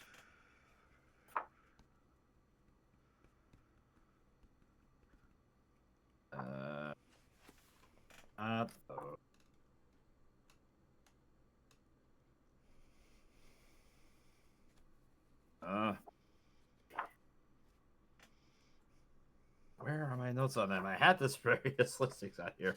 This, for the record, this is a large book of having. Isn't that the Solarian Church? No, there's something that's attached to it, which is where some of the only magic is, which is wizards. Yeah, the Arcanimus. Okay, to answer that, because the Arcanimus is full of jackbooted wizards who bow to the state religion, and thus steal any and all kinds of knowledge, and never let anyone see it, never let anyone grow. We stagnate just like everything in a theocracy.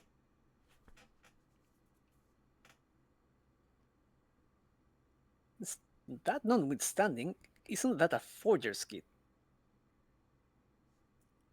I mean, most cops are... I hate to break it to you, but a good chunk of police officers are actually corrupt.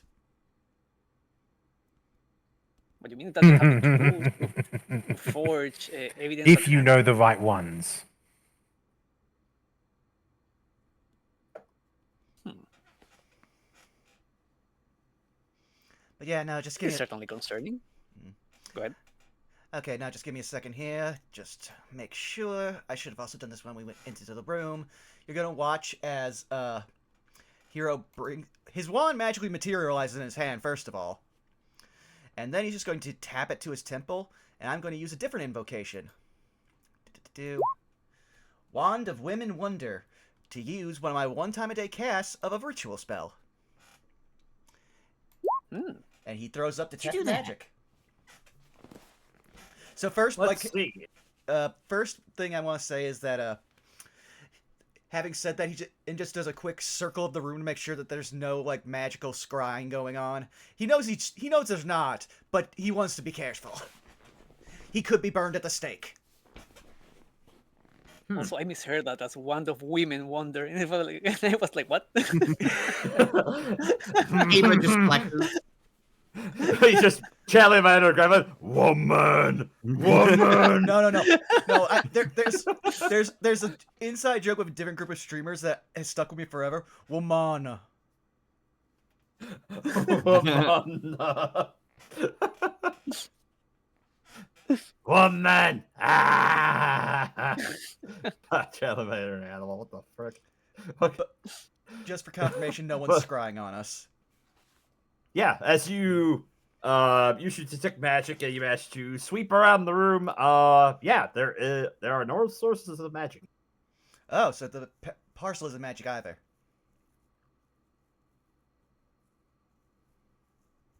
So we would see. All right, he'll pick it up, and like just gently like toss it to Vandry. Well, it's not magic. Eventually, we'll open it and read it. Yeah, as you take the parchment and you manage to unwrap it, there's several layers of this brown paper parchment. And as you go to look inside it, there's a weird stain that's on the inside of this. Looks red. Might be blood. And as you go to look at it further, you see that this parchment is covering a golden chalice. As you see that it bears the mark of the Lawbrand.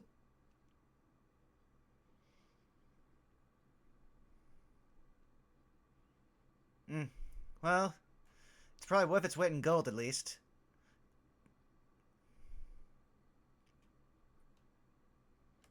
Like Vandry like whistles at that. Still an odd collection of items, especially for someone on active duty pursuing us. True, but now's probably the best time. So, 1 second, you're gonna watch as he reholsters his wand and he pulls out the book.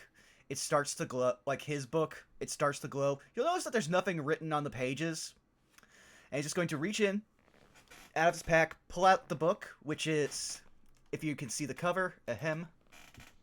Click the long tab. The Exploits of Athavas. And then he's going to place the book inside of his book. And you're going to watch as it gets pulled into it like it's being pulled into a wormhole until he closes the book. Mission accomplished. This is more magic than I've seen in a year. Well, I guess besides myself. Yes, we're going to put a pin in that, but I'm just going to put some cards on the table here because I think we're probably going to be stuck with each other for at least the immediate future, so try not to get too excited about this. And you're going to watch as he reaches up, he takes off his hat, and he reveals, I forgot to mention it, his hair color is a very vivid, like orange, which is not a hair color you see much on elves, but you also see that his ears are longer than other elves. And considering that there's only wood elves, drow, and one other type of elf in this module, I think you know that they haven't been around for a long time. He's a high elf. How high are we talking about? Cannot pass a DUI. Taller than you, apparently. Oh. Low blow. You know what? Vandry's going to do another insight on you. Well, shucks, I ain't seen nobody with ears that long before. Yeah, it's been around. How long was the Exodus, Milla? Oh, the Exodus was apparently, give or take, about Let's see. Give me a history check. Wow, that's 11. That's low for him. 11. The exodus of Specifically the High the Elves to High Elf. Phaeonis. Yeah. Specifically, in your time, it's probably been about 500 years. Been 500 years, give or take, but time dilatation's a thing.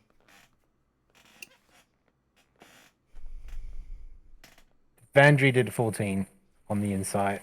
And what are you inciting about him? Just how old are you?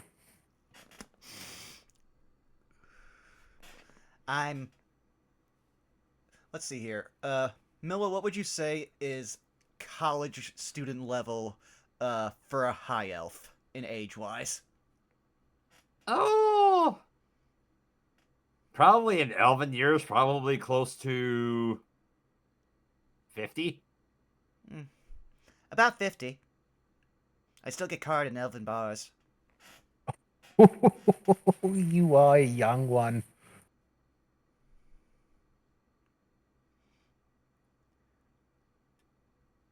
But yeah, high elf, so I try to keep that on the low profile. Like Vandry kind of relaxes for a bit and be like, I'm kind of approaching my 4th century. Well, you look good for your age.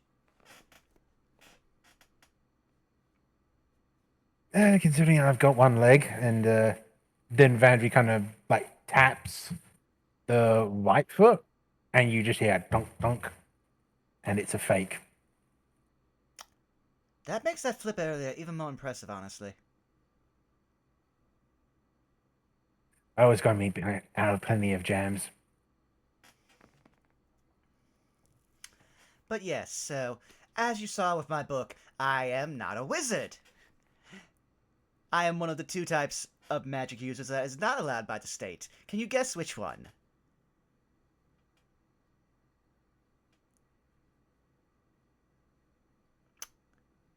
I will make a roll for that. I was about to say he's gonna comment on the silence. Ooh. Considering I'm kind of almost being told, do I get the advantage with that?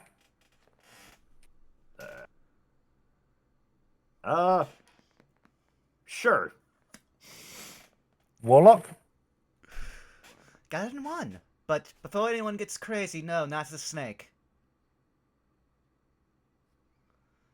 Oh, the branded. Yeah, I don't particularly like those either. Well, no, I said snake, but I forgot. There's another one that's even weirder. I came across one of them, and that's the only other person I've killed before.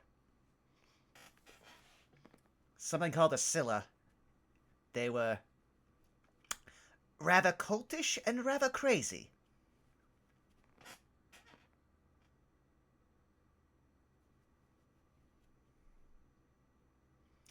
But yeah, that's all my magical secrets.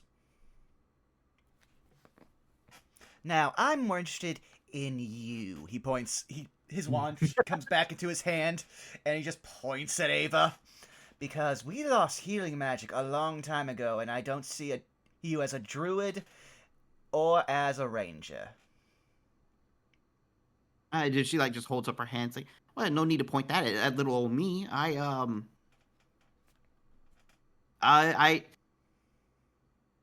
She like looks really nervous and stuff, and she says, I don't really have an answer. Actually, I don't follow church things. I got it after.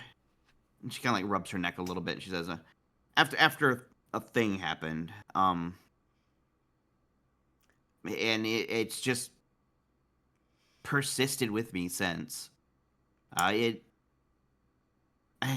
like rubs her head like it's like she's struggling to find words. Vidia has been good in the fight pits in the Drow's Glare for quite a while. So she's good with her hands. That very much. She perks up a little bit because she was like starting to look a little like like a little distant there for a second. She perks up when you say that. It's like, I am good. I am good in a scrap for certain. I'm gonna say he's gonna do that thing where you put your elbow in one of your hands and you hold up the other, and he's just got his wand in there and he's tapping his temple. Can I make a pre-apocalypse religion check given my patron? They might actually have knowledge of the old gods. That is a good question. You can certainly try. Yeah, go ahead and make a religion check. That's a 12.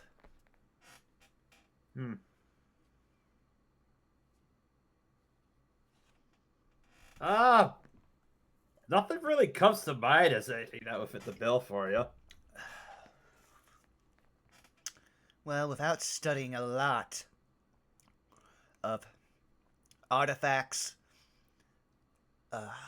ruins, I couldn't give you a direct answer. You're definitely touched by the divine, but to be touched by the divine would have to be pre-apocalypse, and we lost a lot of our gods.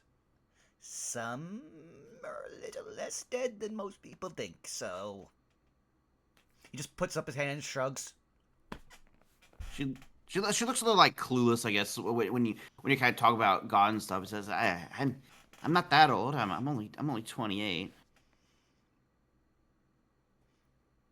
I mean, again, I'm thinking that something that people thought was dead is actually still clawing to existence. You piqued their interest, and they gave you a blessing. I'm kind of similar, but I chose it. Oh, okay. I think I get where you're getting at, Shug. All right, Zero well, will actually Zero will give you a slight bonk in the back of your head with his wrench, with the wrench. Like, you were just talking about being rude to people. You are being quite rude to our friend here. you know I get in my scholar moods. I need to find the answer. Sorry.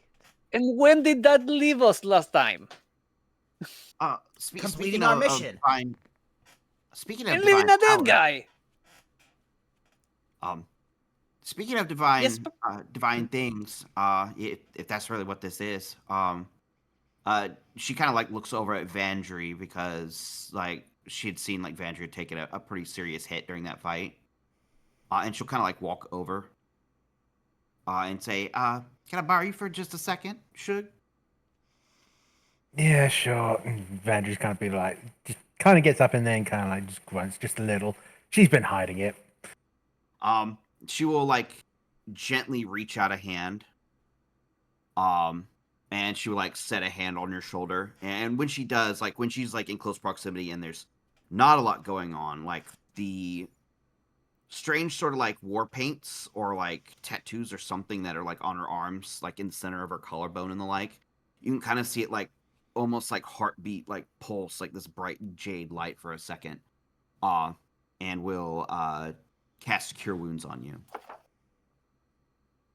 Oh, cool. How much do I get back? That's going to actually be. Let me roll it real quick. Oh wait, Hey, hang on, I got clickable. Would you say our conversation that we've been having has gone longer than 10 minutes? At this point, I think it'd be fair to say yes. Damn, I was hoping I could figure out what type of magic they had. It is only 5 healing at the moment, but it is a little bit of a respite for you. Yep, so I'm up to 17. Thank you. I've always had a little bit of a penchant for fighting, but my parents and other people have always told me that maybe I had a little bit of extra compassion. I was able to like touch people and make them feel better after stuff. So I like to try and help out. That's a good thing, though. I believe that healing people is better than hurting them. I certainly do not take much pleasure in hurting anyone. And looks back at Hero. But I see myself in that situation often. I'm literally the only person who wants to help you figure out what you are and where you're from. That's why I stick with you. Well, at least we've figured out one thing today, even through all of our fighting. Like I said, you weren't made by dwarves. Fail to see how it's new information, but I am fine with leaving that discussion for other time. Alright, how about we all just start resting? And is there anything anyone wants me to figure out or deduce or explain in the morning? I need to know before my patron gives me a lesson. Nothing. I'll send out a message to see if I can get in contact with someone that might help us out with the lowering the heat on us. But that'll be all I can promise. And yeah, go ahead. Oh, I would say, I've always been a little bit of a wanderer. I'm not really anchored to any particular location. Seems like you are in a spot of trouble. I'd be happy to help you out a little longer if y'all need me.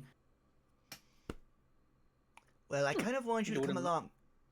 I kind of wanted you to come along anyway so I could study you for the sake of preserving knowledge.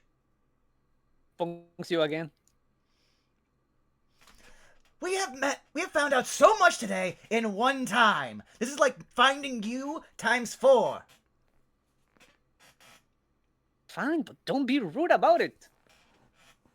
I'm being upfront. I'm letting them know. That's polite. You can just like see her just like clap her hands a little bit like, I'm wanted. See? See? If my eyes, if Zero's eye could roll, they would do so. I imagine you just roll your head. Yeah.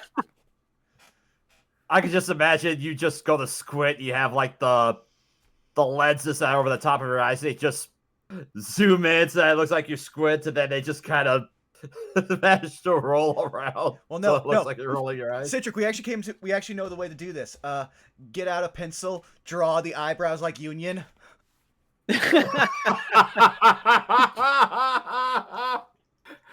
Ah, yes, the angry eyebrow.exe has been performed. When Zero squints, it's this.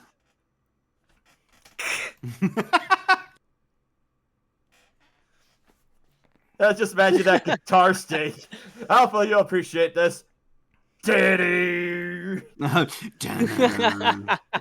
Well, since no one's done this, I won't move it out where it's currently at, but for the sake of chat and the people listening in the future, I'm using one of my subclass features. Because I have the patron that is the living library, it regularly just tries to teach me stuff, so I'm better at things, so I can serve it better. But it's not always permanent. I'm a jack of all trades, master of none, but I get to put a floating expertise into any skill. And I'm alright and have expertise in Arcana. So, yeah, that's why my passive insight is an 18. But if no one needs me to roll history or religion checks or even sleight of hand checks, then he will keep it where it is once we finish our rest. All right. As you're beginning to wind down and potentially crash for the night, there's a loud ruckus kind of coming from the hallway as you hear kind of the steps, a couple of steps of a couple of individuals as they're just kind of creaking down the hallway. It sounds like they go past you for a while, but then those noises eventually unabate. You kind of hear kind of like a low-key friendly argument between the two of them. No, you see, it's a long day at the Fabricator's Guild has just been working my arse so much as of late, man. Oh, I hear ya. Sometimes you just want to go away for a pint or two. Maybe go for a gamble down at the Drowse. Whatever it is. Oh, you're right about that. This ain't just keep going on down. It's just fucked up, man. Oh, I hear ya.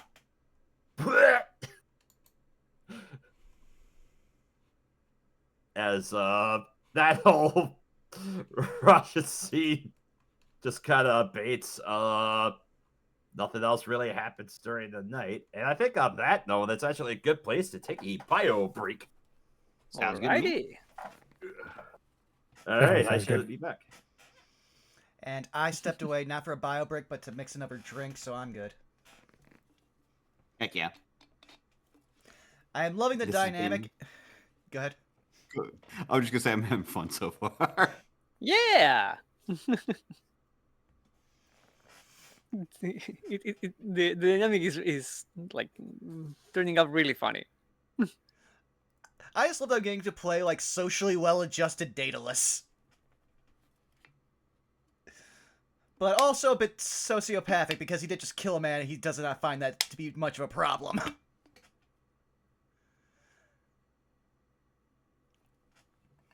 Oh well, you win some, you lose some. Yeah, people all the time. Uh-huh. And I love that I know one thing that... So I'm going to tell you right now, the reason why High Elves are a thing is there's a big mystery tied to them. And no one let me in on the mystery, because the player book doesn't tell you anything if you want to be a High Elf. But there's a whole bunch of... That's a good thing to have pretty much like a baked-in story hook with whatever you choose. True, but with the type of secret, because it's again, it's for the whole people kind of secret. Mhm. You can only really do kind of like the story you're doing, which is the amnesiac trying to figure out what happened. He knows what happened. He's lived in the society of what's happened. He does not like the society of what's happened. His family's last name is the not slur that people called them for not doing the norm thing. They just got so tired of hearing it, they're like, we're going to own it. Yeah, I just kind of realized that my character's probably been around far longer than I thought they were going to be. So, yeah, it's a case of my characters have been around like before the storm. Yeah, like, you would actually have in like your cultural memory of the mystery of the High Elves just left. Are they one of the other races that went extinct? Because, fun fact, a lot of races went extinct. Mm-hmm. This is kind of like a post-apocalypse D&D. Think a little bit like Magic Mad Max.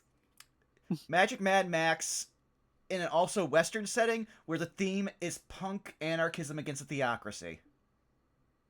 Mm-hmm. So we've got something for everyone! Yippee! Also, be right back. All good? Yeah, Mill, I was just pointing out the like, oh yeah, no. There's a reason why I stressed why being a high elf is a deal.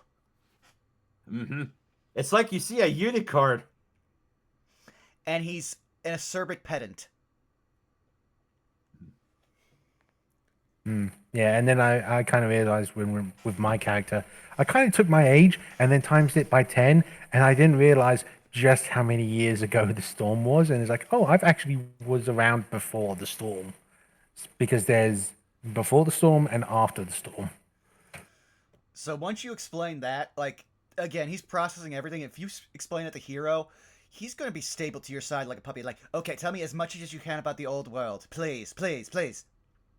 Bearing in mind that Vandry already said, I'm approaching my 4th century, which means nearly 400 years old. I'm saying he probably didn't process that because he's just like, again, a lot's happened. This is the second time he's killed a man. And he's also having constant back and forth with Zero. And I want to point out, guys, we did not plan Herodotus, aka Hero, with Zero. One of the things for my background was like that you can take for this setting is that you run into one of the other players beforehand, and we randomized it, and it became me and Citric. Hell yeah. So from 0 to hero. Yeah, just like that. There it is. I like El Robot. Socially well-adjusted dataless sounds wrong on some level. You're not wrong. Sounds like an episode title. Perhaps, El Robot. Perhaps. You only get 104 characters with YouTube. I would love to, but no.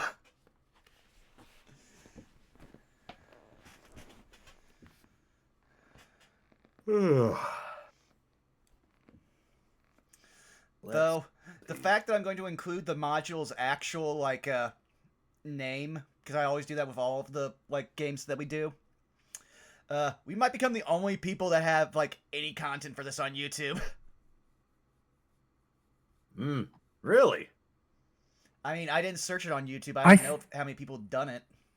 I think on Twitch, maybe YouTube, there's like 1 or 2 games that have run this, but I think that's about it. So we're like maybe the 3rd. I'm fine. I was just like, because again, like, hey, maybe someone finds it by accident or something. Like, my channel's so small, I'm not exactly in the algorithm.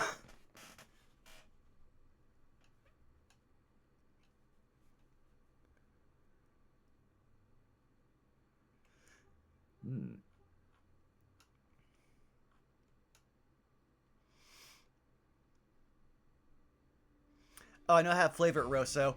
So my character has super great perception, but do you want to know his actual wisdom score without all the boosts? 0. 13. Only a 1. He's not wise. He's a little self-absorbed. Like, he'll probably come out of, like, his trance, where he's centered his thoughts and, like, been in his mind palace and everything.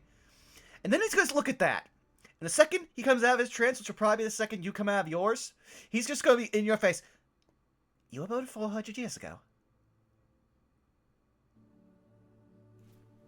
I was, yes. Well, let's save that for when Stitcher gets back, because No, that's literally the response. It's just that deadpan, like eyes half lidded, so like I was. at that point, like, he's going to turn into a totally different person, but that's a different story. We'll see if we get to that tonight. Though I did get to use my favorite line that I know popped Saris, which is, why burn the books when you could burn the sensors? They burn better. They've got more body fat.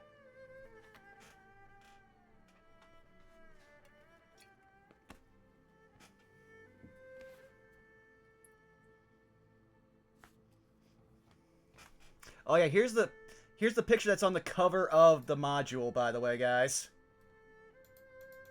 Can you tell that snakes are a problem here?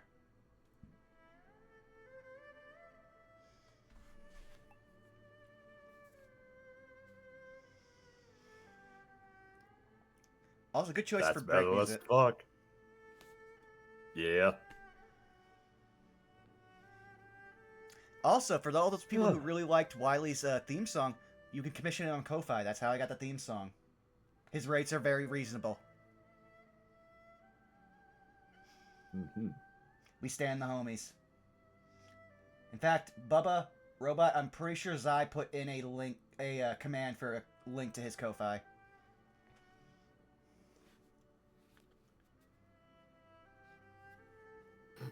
I don't know, the pile skulls might have just been there. That's all robot. But what do you think put those skulls there, El Robot? Let's put it this way. There is a player option to be directly affiliated with that. I will not spoil, like, what happens. I will say this. If you take that mark and use its power, every time you use that power, you stop playing D&D. You start playing Mage the Ascension. That's how powerful it is, but that's also how dangerous it is. For someone who's not played that, can you kind of give a quick summary of what that is? In World of Darkness, wizards fundamentally change reality, and a powerful one is basically one that can almost get onto a level of God and have understanding of the universe. But that's what every mage is trying to do, and no one's done it yet.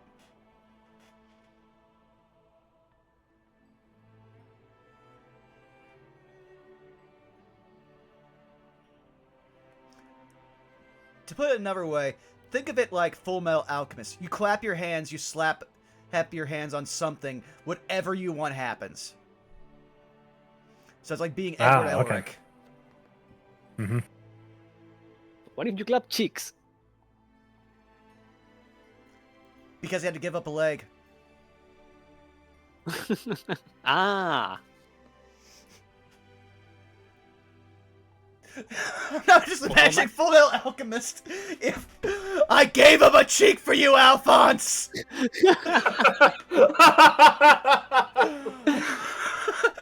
I sacrificed my cake for you! Because my lower leg wasn't enough, I had to give you half of my literal ass. No.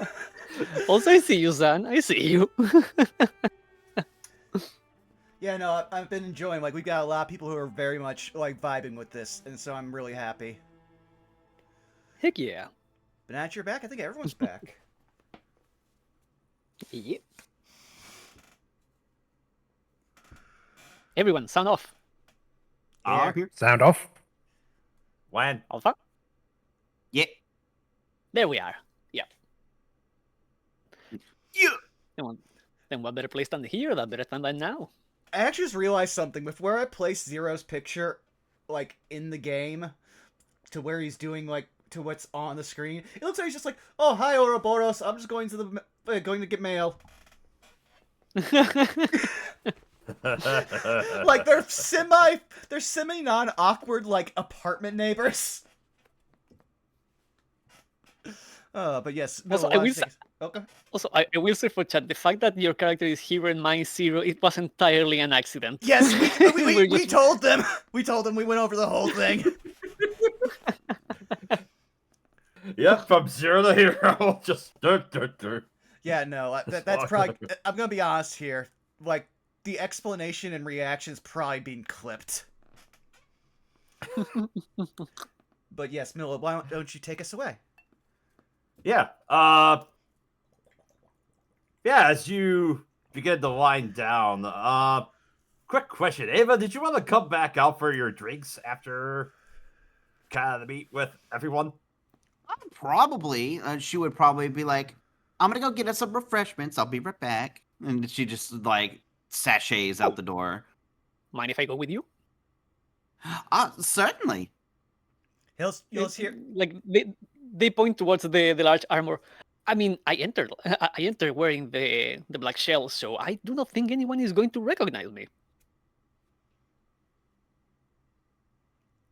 That would probably be for the best. I need to send out a message, if that's okay with all of you.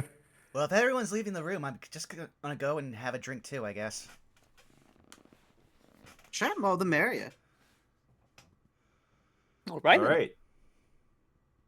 Vandry will have like a very quick like outfit change just to kind of change your appearance a little bit. Okay. What were you going to be changing into? Oh, just like extra pair of clothes, just sort of bit more rugged than because she was performing. She was kind of wearing like the performance gear, and now she's kind of wearing like work gear, as it were. Ah, gotcha. Magical girl transformation. Magical girl transformation. No. Save that for the summer when we come back with pack tactics. Fair enough. All right. So, Zero, Ava, and Hero, you're all going to make your way out towards the bar, as Fandry was going to be staying and changing clothes. As the three of you were kind of sauntering about, at this point, you see there's a couple of humans that have kind of sauntered up, kind of drinking, and at one point you do see, at the far end you do see a small Saladar actually just kind of begin to saunter his way about. And for those of you at home, let me see if they've got a handout of this. Oh yeah, a lot of races went extinct. A lot more races popped up. Hey, right.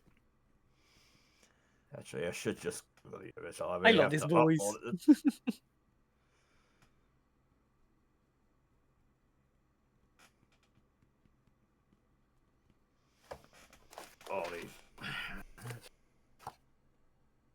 Oh, Salamar, that was it. The Saladar Salamar. But yeah, for the sake of brevity, while I try to find a picture of these guys, they are they're often smaller, medium humanoid creatures that tend to resemble more like geckos, or to maybe the lizard folk. They often have smooth, rubbery skin. They have long tails and large, round black eyes.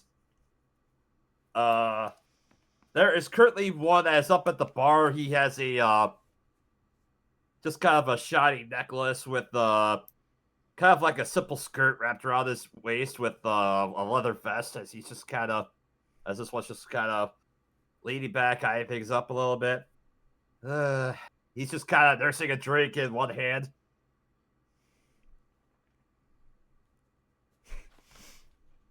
Oh, look at that. I think they're alone by themselves over there. Yes, and they should stay alone by themselves because we don't want to be noticed. Well, shucks, we can certainly say hi while we mingle and drink, can't we? You're gonna have this is going to happen whether I like it or not, isn't it?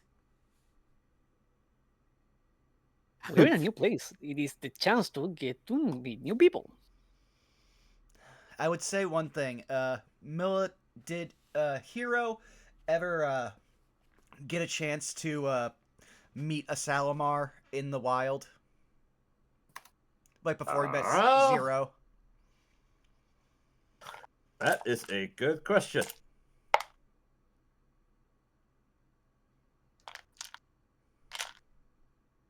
Let's see.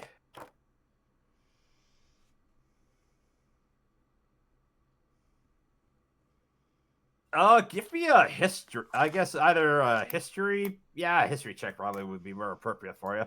All right, let's see if I do better on this one. I don't. I do actively worse. 10. Your experience with them is a little limited, but from what you've gathered basically in your time before you met Zero is that Salamar are typically their main societies tend to be a little more cloistered and not necessarily engaging with the rest of the world. However, some of the youth of their kind tend to venture out just to kind of sate their curiosities. So, as far as you know, yeah, younger Salamar are typically more common than some of the elder ones. So this is definitely probably a younger Salamar, right? Oh, yeah, given the fairer complexion than some of the ones that you've seen before. You're just gonna watch Hero sigh because at its core, what younger Salamar are doing is basically what he did for high elves, and he respects it. So he's like, fine, but he's gonna bring his wand up to his head and tap it. And I'm going to use my Pact Wand's actual Pact feature, which is whenever I complete a long rest, I can choose one spell from the Warlock spell list without excluding the expanded spells for my subclass, and I can have that. I can use that spell a number of times a day equal to my Charisma mod. So I can cast Pact Wand, not Pact Wand, Comprehend Languages through my Pact Wand 3 times a day. There you go. Oh, little guy. He's just a little guy. We're all just innocent men. He's just a little guy. Just a little guy. Just a little guy. Yeah, oddly enough, this one is actually small. He is small size. You know, about as big as a zucchini or a halfling, or even slightly shorter than a dwarf.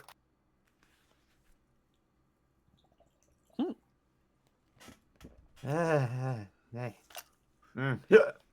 As this one just kind of just keeps sipping away at his ale. Oh, let's go. Just Let's go say hi. And Ava will start to just like walk her way on over, while she goes to go order a drink as well. Ah, there you are. You took your sweet time.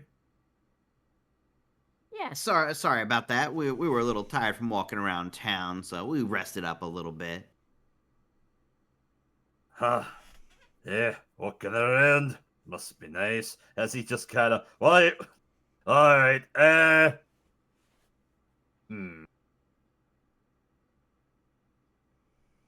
pint of light ale? Yeah, I'll take a light today. Right. I'll turn Ava will turn to face Hero and Zero and say anything for you two? Whiskey, I neat. am incapable of consuming food. No drinks. But I enjoy the company. And I drink enough Oh. for the both of us. Okay. So I'll have 2 more light ales. No, he said a whiskey neat. Oh, hard stuff. Okay. I'll get one of those that he just said.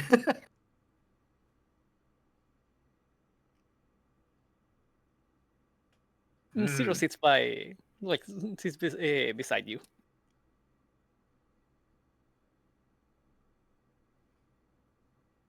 So, I understand that you are a local from here, says to Ava. Yeah, I travel around this area a whole lot. I sometimes go to and fro, but I usually end up back here one way or another. Hmm. How many places have you seen? I only get to travel so much. It's kind of a new thing for me. Oh, that's actually a good question. Mila, how much travel would you say Ava might have done? Like I guess, local region? Let's see. Let's go ahead and take a look at the map over here. Places that would feasibly make sense. Give me a second here to get rid of the images and be prepared to zoom in as needed. All right. Actually, let's go ahead and bring up that. Let's see. Track what else I played.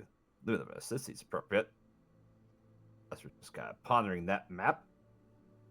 Probably what would make more sense for you, especially along the Talisad River. Probably within the range of Sargrad, Talus, Lietzen. Maybe a little bit up the Shining Road. All right. She would turn and she would mention, I travel typically near the Talisand River, usually doing little odd jobs, getting in fights, for fun, sometimes for glory and reward. That sort of thing. Can't say I've done anything really special. She says, kind of like cupping the ale. Or like just holding on to a cup for the moment. I'm gonna say Deal. Hero takes Go ahead. Hero takes a swig of his whiskey. He's go. Then why are you doing this far south in Sargrad?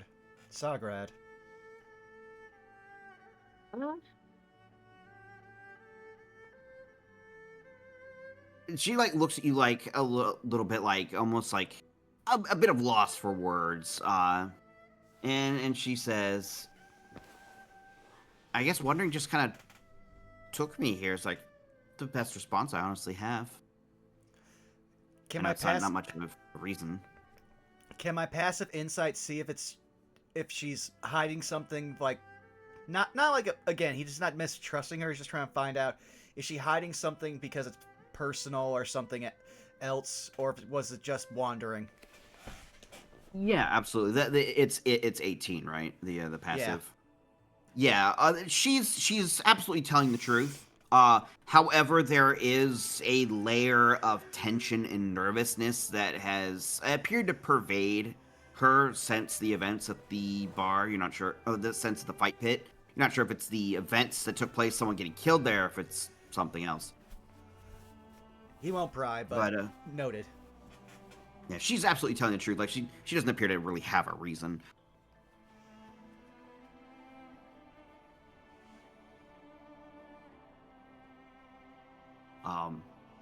And she'll be like, just seemed like a really interesting place, almost like it called out to me, I guess. And I found fun fight areas and fun work, so here I am.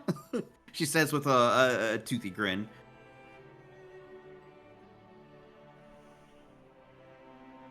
And we are lucky to have found you.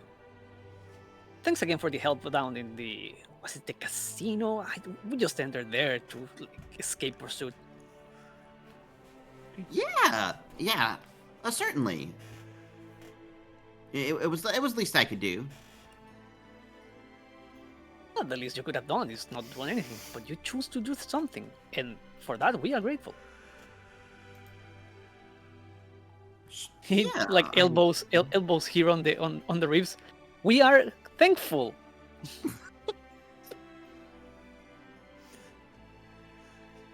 Yes, very thankful. Barkeep. Yeah. As Torbeck looks over to you.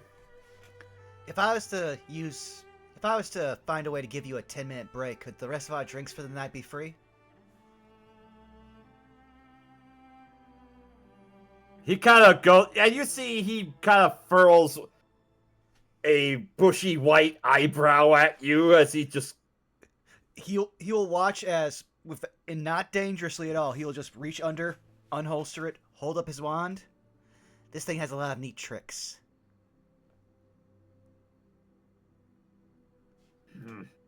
I can... Roll a persuasion check for me. This will be interesting. He is not a charismatic individual. Well, actually he is, but... You know. I constantly roll characters. I constantly roll characters that have high charisma or above average, but they don't put any points in any of the stats. That's a 12. Unless someone wants to vouch for me and make that a 20. Can Vandry sort of step in? What do you say? Sort of give help on that? Yeah, I'll say at this point you've managed to finish changing into your garments or into your casual wear, and you managed to make your way out to the bar. Remember, Torbeck, you're very much appreciated. I And then tell you what, need to go. I'll think I need to go and grab another smoke. Maybe get some fresh air. And as he says I that, trust you to keep an eye on the place. Make sure no one takes anything. As Yeah. he just kind of looks over. well, no, I actually just want to do this while he's saying that. Hero's just going to point behind the bar and unseen servant. It just starts cleaning glasses. He just kind of. It is Torbeck an just- unseen one, so the glasses seem to be like cleaning themselves. Yeah, no, something is holding up the glass and is also taking the rag, putting it in, drying it, setting it purposely on whatever rack they have for drinks, and it's doing that ad infinitum. Hey, of course you've got magic. Fine, as long as you're not doing anything else all that extraordinary, I suppose. As he just kind of ka-chunk, ka-chunk, ka-chunk. You just kind of see him as you just kind of see as he kind of jumps out from like in your time hanging out here, Ava and Vandry, you've known that kind of along the length of this bar, there's like a higher step that for a dwarf to be able to stand, so at least he's a decent height, you just kind of see him kind of step down. And you see him reach for a cane as he begins to saunter out towards the door.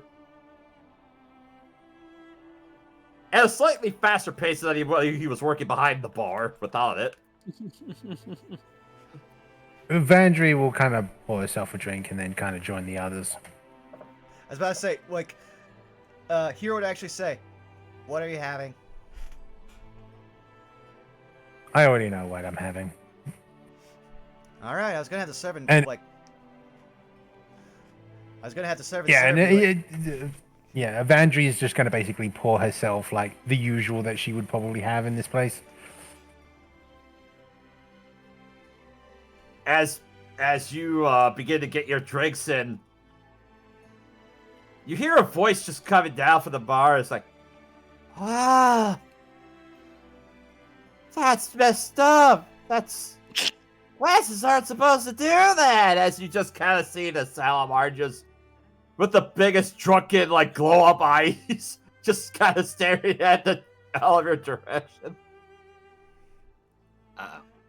I know you're dreaming. Go back to sleep. You'll wake up much better.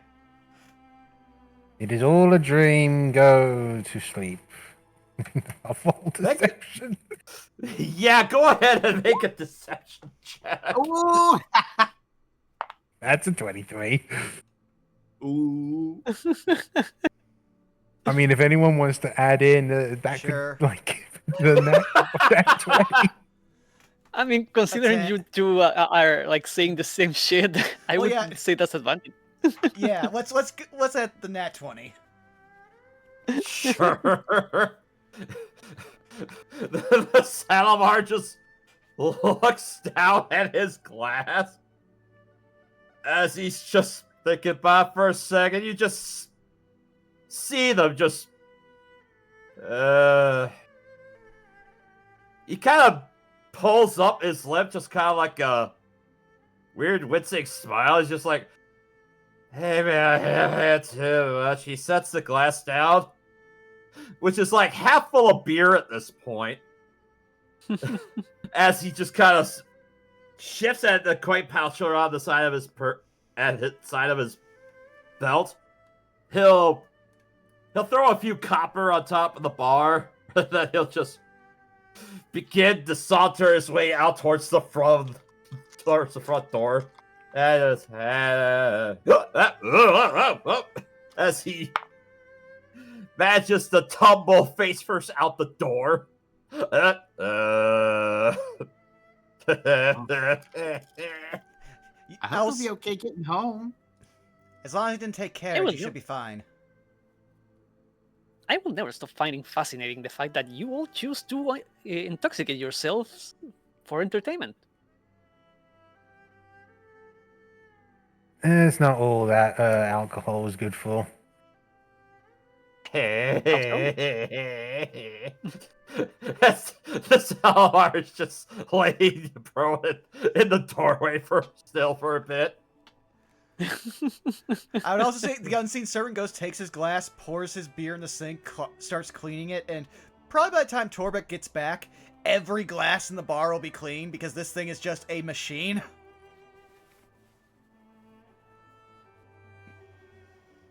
Torbeck just kind of looks down at the Salamar as he's making away. I was like, for ascendant's sake. He just kind of takes his cane and he just kind of nudges at the side of the Salamar laying in the bar. Oi! Oi! Are you drunk enough?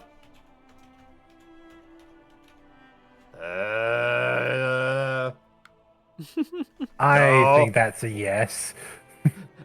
It's like, why are you still laying on my front step, huh? It feels nice. Go on, off with you. And he just kind of takes a jab at his ribs. He just takes him a while, but he barely matches. He picks himself up and actually kind of takes his hand and kind of runs it up the side of the threshold into the doorway. Almost as if he's putting weight on his hands and manages to help pick him up a little bit.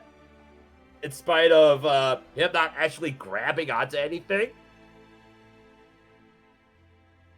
just like the weight of his hand just kind of pushing onto the door is able to lift him up without him grabbing. It's like,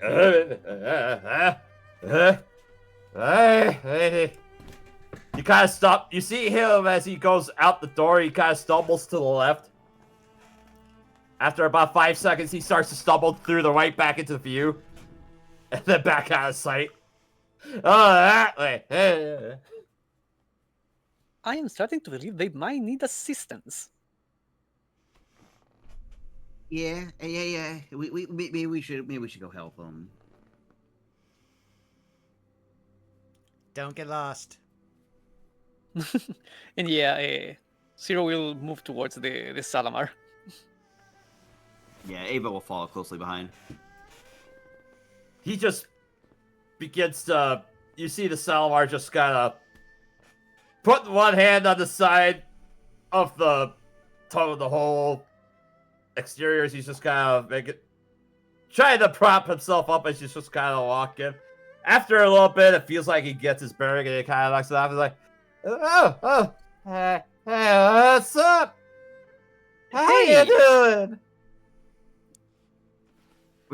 Currently, seemingly better than you. Do you need assistance? Do I need assistance?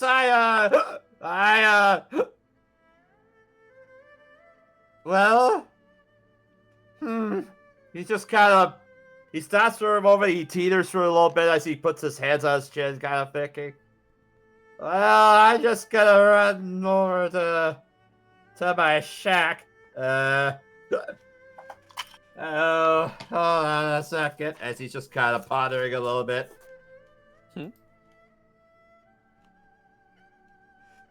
He just kind of thinks about it for a little bit, just kind of looks. He specifically is more interested in looking at you, Zero.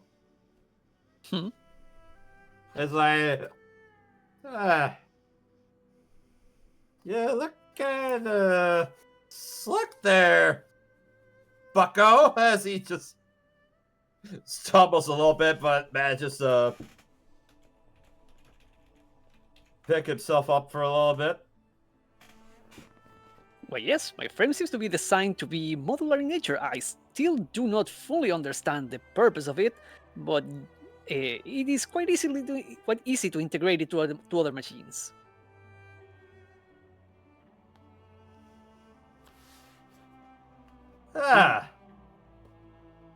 Do you remember how to get back to your place? Do you need some kind of help? She asks. Like, well, I've taken this way a few times. I just walked down there for about 4 blocks. Closer to the meatpacking district, and then take a right over by Mounds Boulevard, and then it's about 10 steps from there, and I think there's my... As he's talking, or he's walking forward as he's just kind of sauntering about a little bit. Like right on the edge of the sweet markets and the meatpacking district.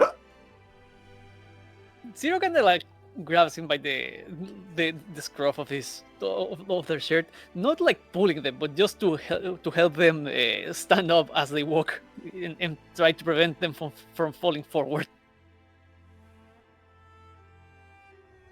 Okay, yes, you managed to help steady him as he's walking. It's like, you're real pal there, bucko. Well, I enjoy. like you. I do find enjoyment in helping people, and you do seem to be in need of assistance. Ah, shucks. I wish there's more people like you. I mean, you got the assholes with the night paladins, but then you got... Sure, you might have the Solarian Solari and the priests that work alongside them above them. But then, you know, there's not that many common folk that tend to do a lot of good around here. And I just want to thank you for all that you're doing. As he just kind of waves around. Oh. I like you. He just kind of stops and spins around with the kind of a drunken grin on his face. The name's Extra. Tra. Noted. Okay. Oh, well, it is lovely to meet you. What's your name? I mean, I gave you mine. It's only fair. As he just kind of looks expectantly at the two of you. Like looks over at Zero for a second, and she'll say, "Well, I go by Ava." She says she like blinks her eyes like a time or two. My name is Zero. Zero. Huh. Zero. Me? That's a funny name. Well, I have not been named, technically speaking, or in any practical form. It is a name I had to pick for myself, given that I lacked a designation to be addressed.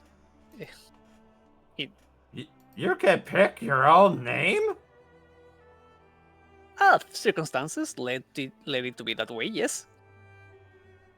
Oh, that's cool. I never got to pick my name. My parents and they were the ones that gave me my name. I mean, Extra's okay, but I don't know. I didn't think it'd be anything special by it. I don't know. Why, do you have any complaints with the name you were given? No, I mean, Extra was my name. It was my father's name and his father's name before him. Apparently, my family was really keen on that name, and that's why they always named me Extra.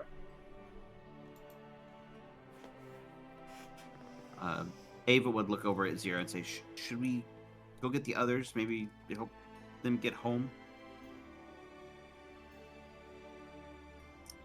What do you think? I believe that helping them at the very least to the residence or the place where they are staying, it would be necessary. They don't seem to be in the condition to walk on their own. Okay, I'll go let the Yes. others know. Should Ava will like about face and go seek out Hero and Vandry.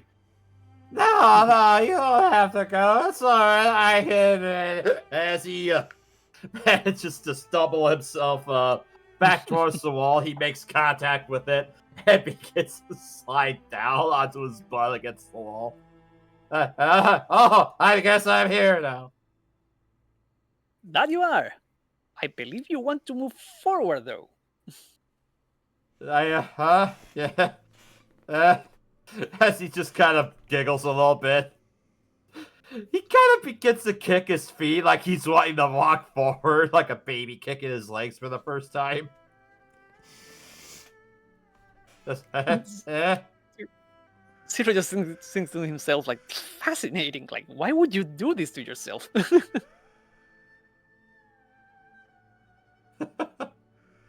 Meanwhile, while that encounter's going on, back into the bar with Hero and Vandry.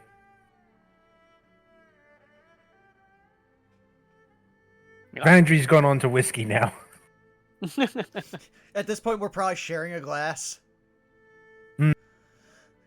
At which point, like, he'll hold it up to, like, do a shitty cheers, just like, just do the thing.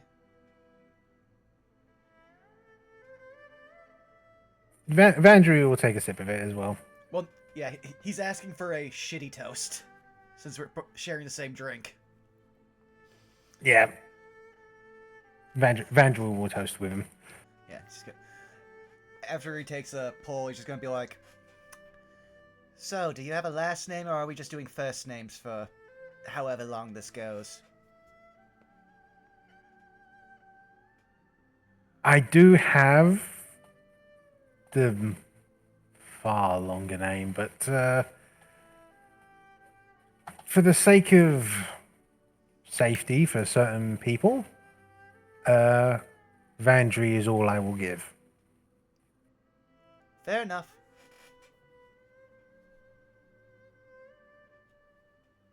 It's just a case of things have happened over the years, and it's better to kind of keep to a particular name rather than have everyone know your full name.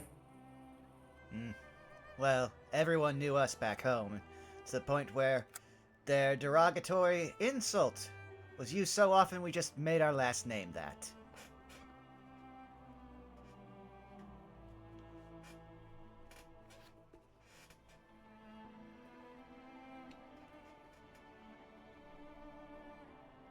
What was your last name? I don't know. Again, this is...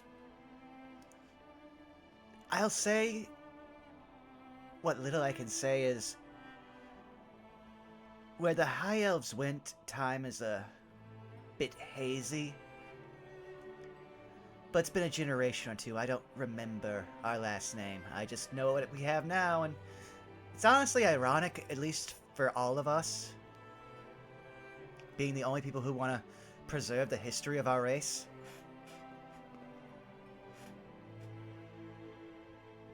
Everyone's busy surviving.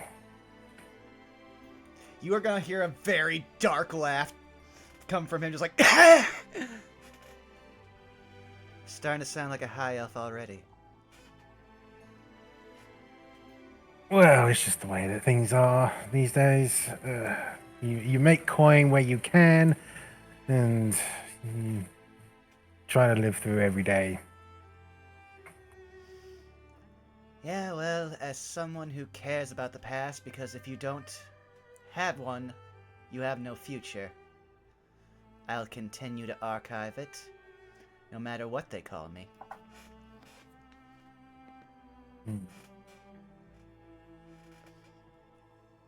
You can look to the past, I'll look to the future.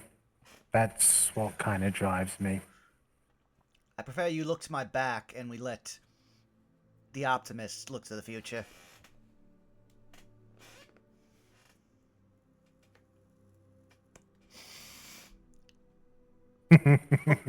Oh, I could make a joke there, but... I mean, go ahead. Well, kind of a nice ass, but not really for me. Fair enough. But... We'll say by about this point, Zero, you managed to make your way back to the... No, Ava, you managed to make your way back into the toe in the hole. Okay. She will saunter on over and say, I think that fella might need a little bit of help getting home. He's having trouble staying on his feet. We might do a little bit of a good deed this evening. You are certainly welcome to join us if you'd like. At this point, you're better off just laying him on his side in an alley and blading some water by him.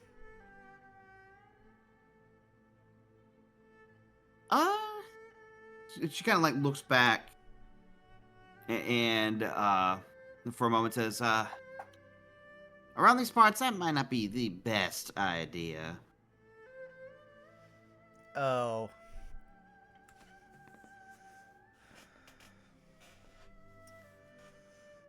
You know, I don't suppose it would hurt too much. I mean, he did seem to have a little bit of money, right? Mm-hmm. I mean, what? 4 gold for bodyguard duty? That wouldn't be so bad, would it? It depends if he has that much, I suppose. She says, Yeah, she seems a little uncertain on at least the aspect of like charging someone. But she says we did get it's at least partial directions to his place. We should be able to find If a way you- back. I know my way around the town pretty well. If you can tell me, I can make this very easy, but let's go to him, and you're gonna watch as Hero places a single gold on the counter, looks to Torbeck for this bottle and the next bottle, and a bit of privacy.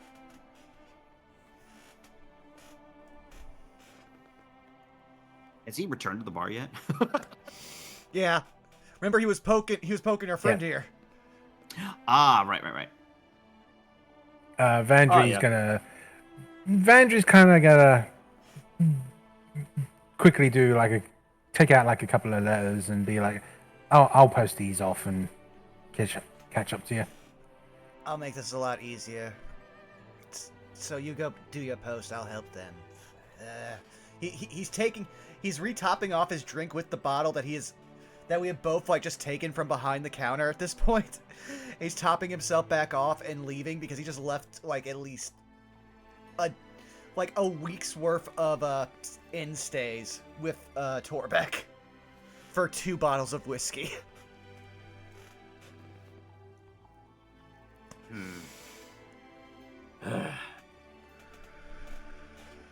I suppose I can't be too mad at you as much as I'd like to be. As he just kind of looks at you as you hand over the bottle. Yeah, he'll just put the 2 bottles, like you say. He takes the one that we've already commandeered. Just put them on there. He's gonna top off his drink and just be like, "Okay, show me to him." Take a long pull from the glass.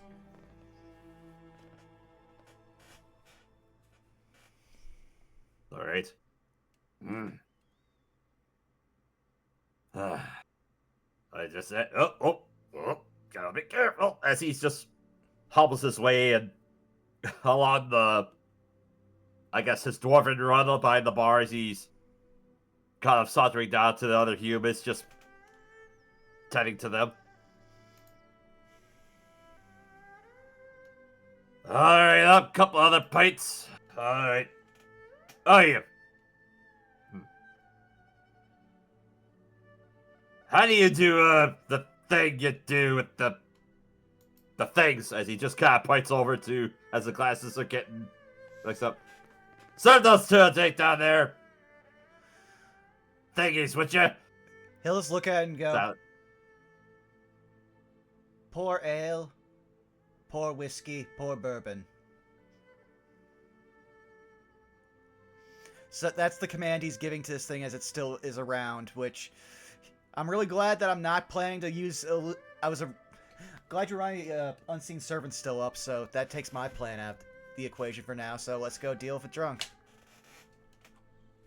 all right, 1 bourbon, 1 ale, or 1 bourbon, 1 whiskey, 1 beer. I ain't had a drink since I don't know when. As he just kind of hums to himself. So yeah, as Vadri departs with her post, and Hero, you make your way out along with Zero and Ava back to the Salamar, who he's just starting to pick himself up again. Oh, hey, you're back. Hey.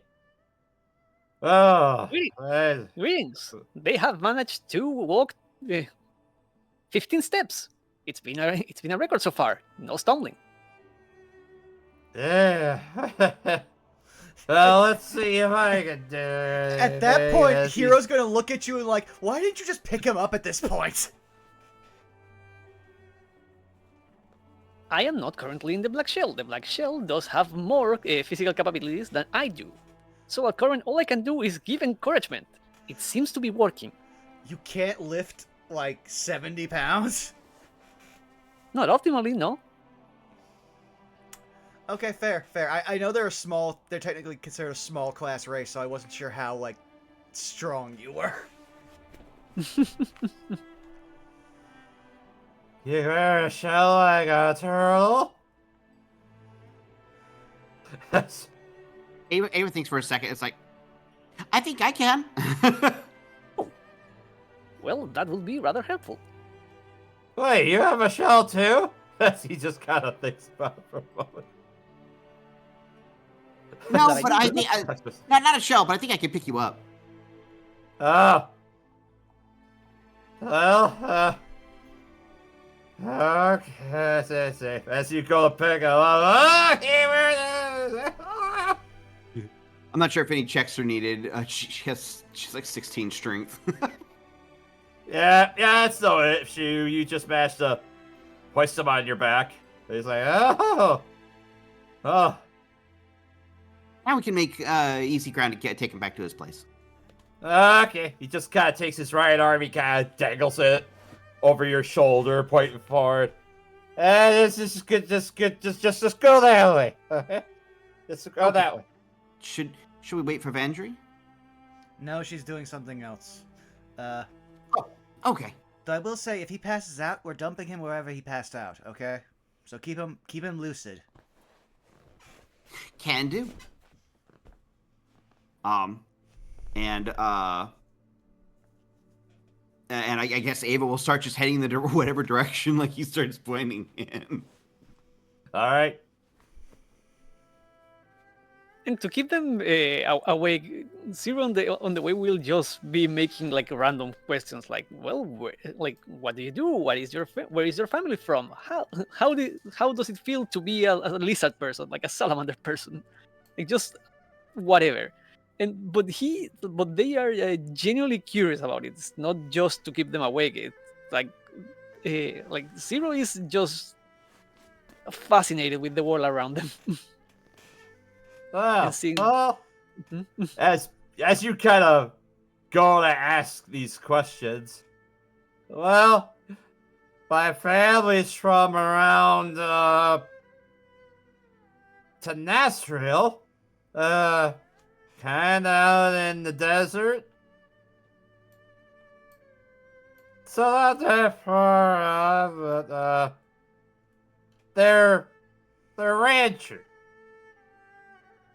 They tend to herd of goats out there, and I just got kind of bored of that, and I just wanted to see what Lawbrand was like outside of Tenasriel. So I eventually hitched a ride on a chariot from once I crossed the desert, hitched a chariot over to Litzen.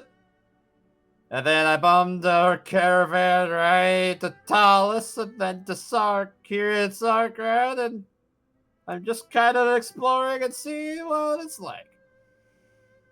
I gotta say, and he kind of coughs a little bit.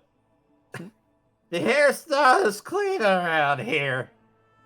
What, with all your forges and your what do they call those things? The with the fabrication places or something. People seem to be rather upset at the management of those, from what I've heard. Oh, really? Well, That's one. kind of a shame. I'm gonna say Also- Hero is behind all of this, like vaguely tuning it out, but because his passive perception is so high, he's still getting like at least the gist of it. Can you do a history check on how people, at least since they've been there, have talked about the fabricators? Yeah, sure. Make a history check. I mean, we just heard like people complaining outside of our door when we were at the room. True, but I'm trying to get more context. Fair enough. Fair enough. And that's a 16. Well, one of the things that you've heard about in your admittedly short time here in Sargrad is that one of the main powers that drives the city is the various factories that make forge work and manufacturing, in a sense, a lot more prevalent with the access of iron from the mountains nearby, and one of the main forces that runs all the factories is the Fabricator Guild, which has a very strong hand in local politics. They control the means of production. That's how you do it.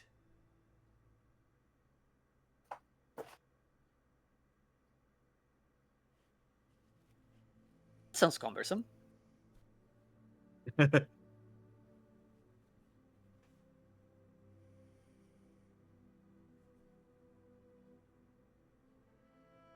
Um, Mhm.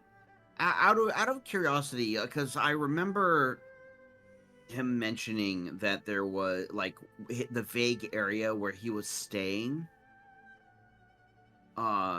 Is because they mentioned like kind of like the meat processing district, I think, if I recall. Mm-hmm. Is there anything of like note, I guess, nearby that area where we're being directed?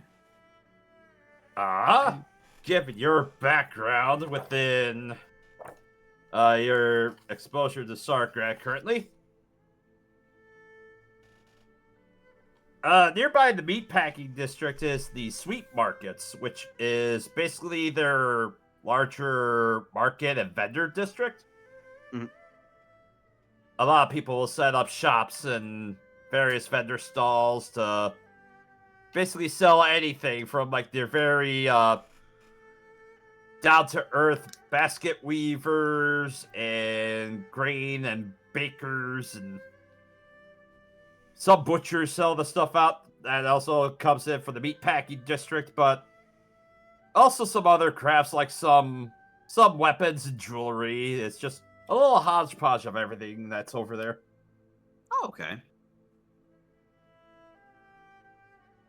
Just idle thoughts that Ava's thinking about while carrying this little feller back to his house.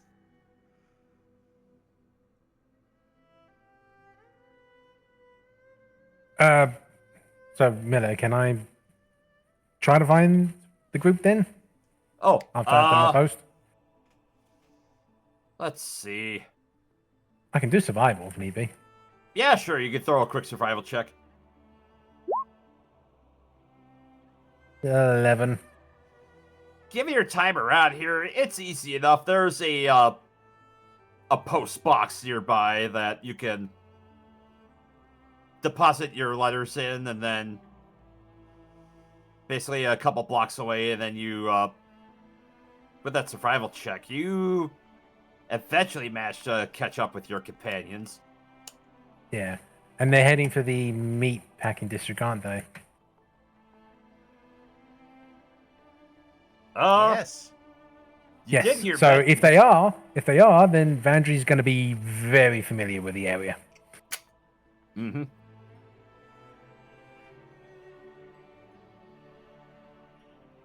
Oh, you made it. Yeah, actually, this area is a little bit. Yeah. Yes, I did post. So, perhaps we should get this fella home quickly. Do you have any objections with this location at all? They're local. They know best. Yes. Noted. And after Certain he's- thing. Yeah. I'd say he says that with a wry smile to Zero. When Zero turns around, Banjo's gonna hear. So, well, this is also an Elven. So, how opposed is your employer to the Fabricators Guild? Not really opposed, more keep the peace. My employer, like I said before, you scratch my back, I scratch your back. With my specific employer, we scratch people's back and they tend to, and some of them don't want to scratch ours back. And when that happens, they send me. Yes, I know how factory towns work. There's a lot of literature on them. At least tell me that you don't have a company store. Please tell me.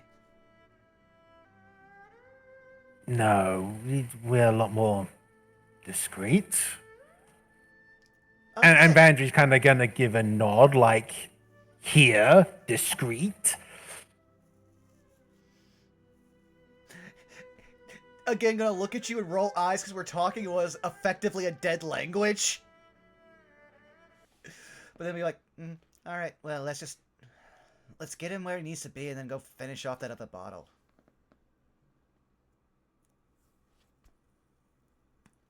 Amen to that.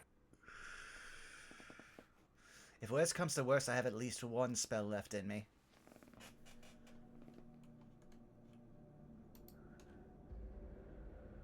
As you are continuing to be led by Axra down the various paths, you do eventually manage to find his home as he kind of points it out for you. That's it right there. I think I can handle it from here. Thanks. Thanks a lot. He kind of looks up towards you, Zero. And he's like, Yes, the pleasure is ours. I just realized you're not a living creature, are you? Well, that definition is something interesting. You see, and Zero will Yes. Yes, Zero very will- living and very much, just very shiny. Let's best get you home. And I'll do deception on. Yeah, sure. Roll deception.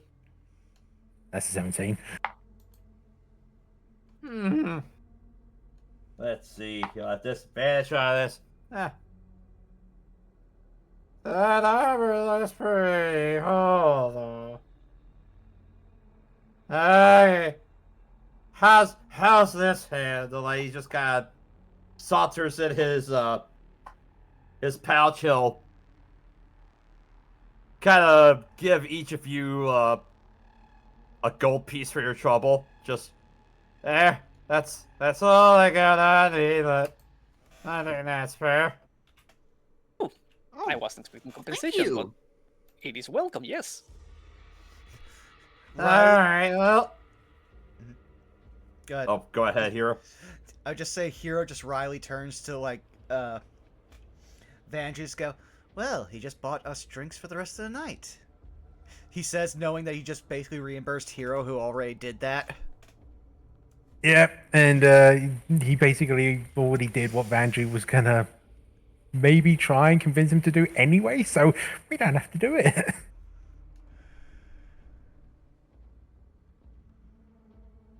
Alright. So as Axra kindly bows towards you, he kind of stumbles through the door after he fumbles with his keys. And then you just hear the sound of the doors clicking behind him. Well, Then I see after a that. brief moment, everyone roll a perception check for me. Oh, that's I choose my passive, 19. Percepzione. Yeah. Since I know the area, would I be able to tell anything specific or no?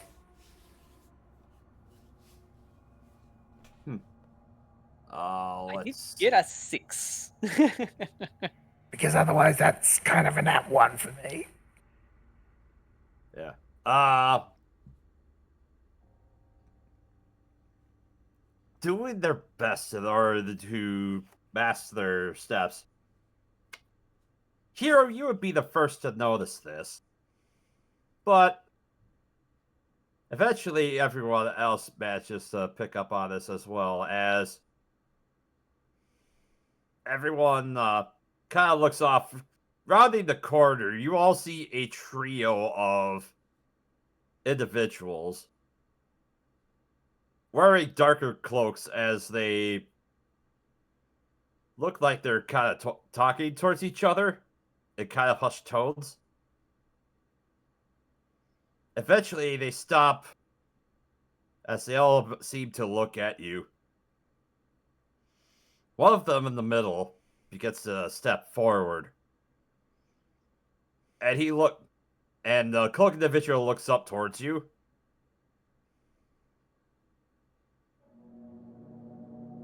Oh. Kind of, excuse me. We seem to be a little bit lost. Would you happen to know the way over towards the Drow's Glare? I would say at that point, Hero literally flips back part of his jacket to reveal his holstered wand. No, sorry, tourists. Well, no, let's not be too hasty. One of the individuals to the left of them. No, we're just seeking to find something. Something that belongs to us. The person on the right says, you best hand it over, lest you want to start even more trouble. And who might you three be?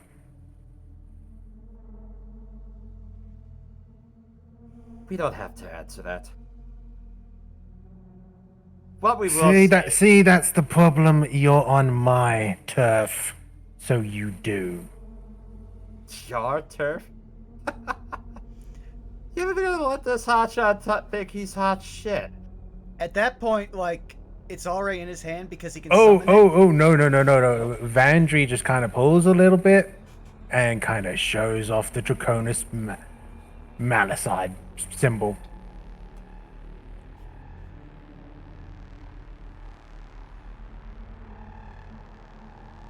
Huh. Now ain't this a kick in the head? Back You know, off. And I'll do intimidation with that. And I would say I'm giving the help action because, yeah, he was definitely, like, about to pull a weapon. Yeah, 22 anyway.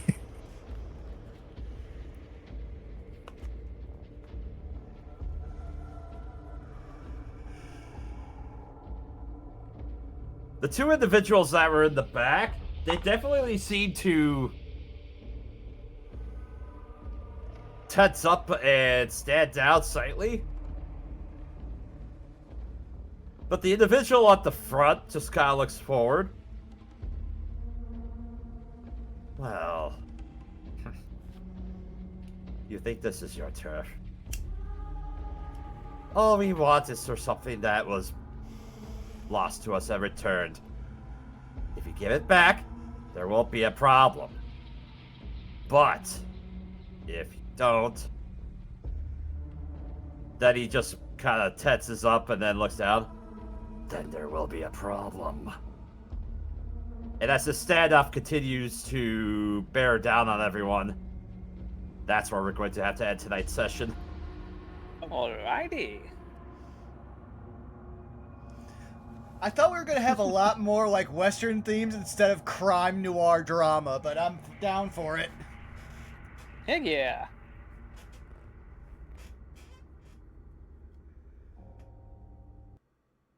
Well, yeah.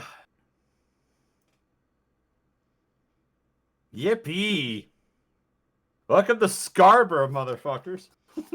Or wait. Welcome to Sargrad, motherfuckers. There we go.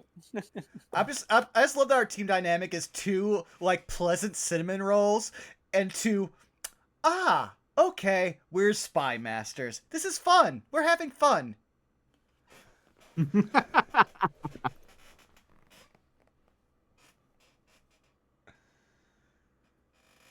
Yeah, good shit. Yeah, this is really good. Ooh, I'm glad you guys are liking it. Thank you so much. Heck yeah.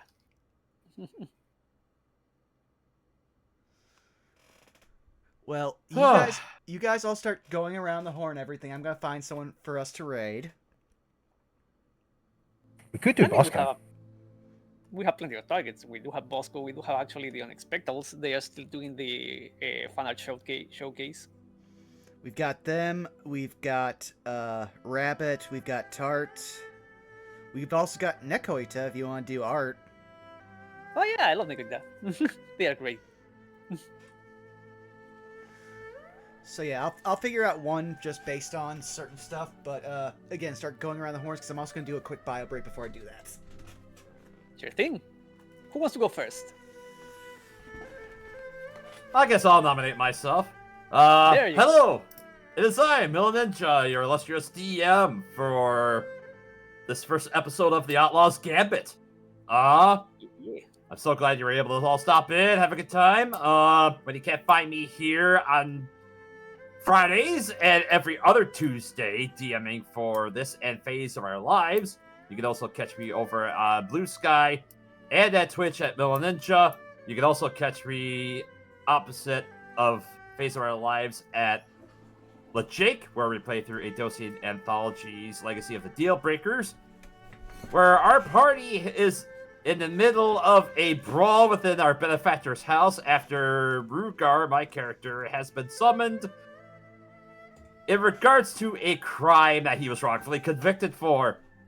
And let's just say that our fighter has failed a test that he has been subjected to many times, and the patron god within his basically artifact has basically said you are found wanting, and things have hit the fan. How will the party resolve this? Tune in 2 weeks and find out. Citric, I nominate you next. Go. Me. Hi, hello. I am Citric. You can find me pretty much everywhere at Citricing. Everywhere being places like Blue Sky, Instagram, Tumblr, Twitter, if you want to see a dead account. Not much going on my end. I mean, a lot going on my end, but nothing like besides like work stuff and things that will come down the pipeline. But it's always a good idea if you want to check what I do to follow me on most places. So yeah, that is, I think, all for me now. Rosso, why don't you follow up?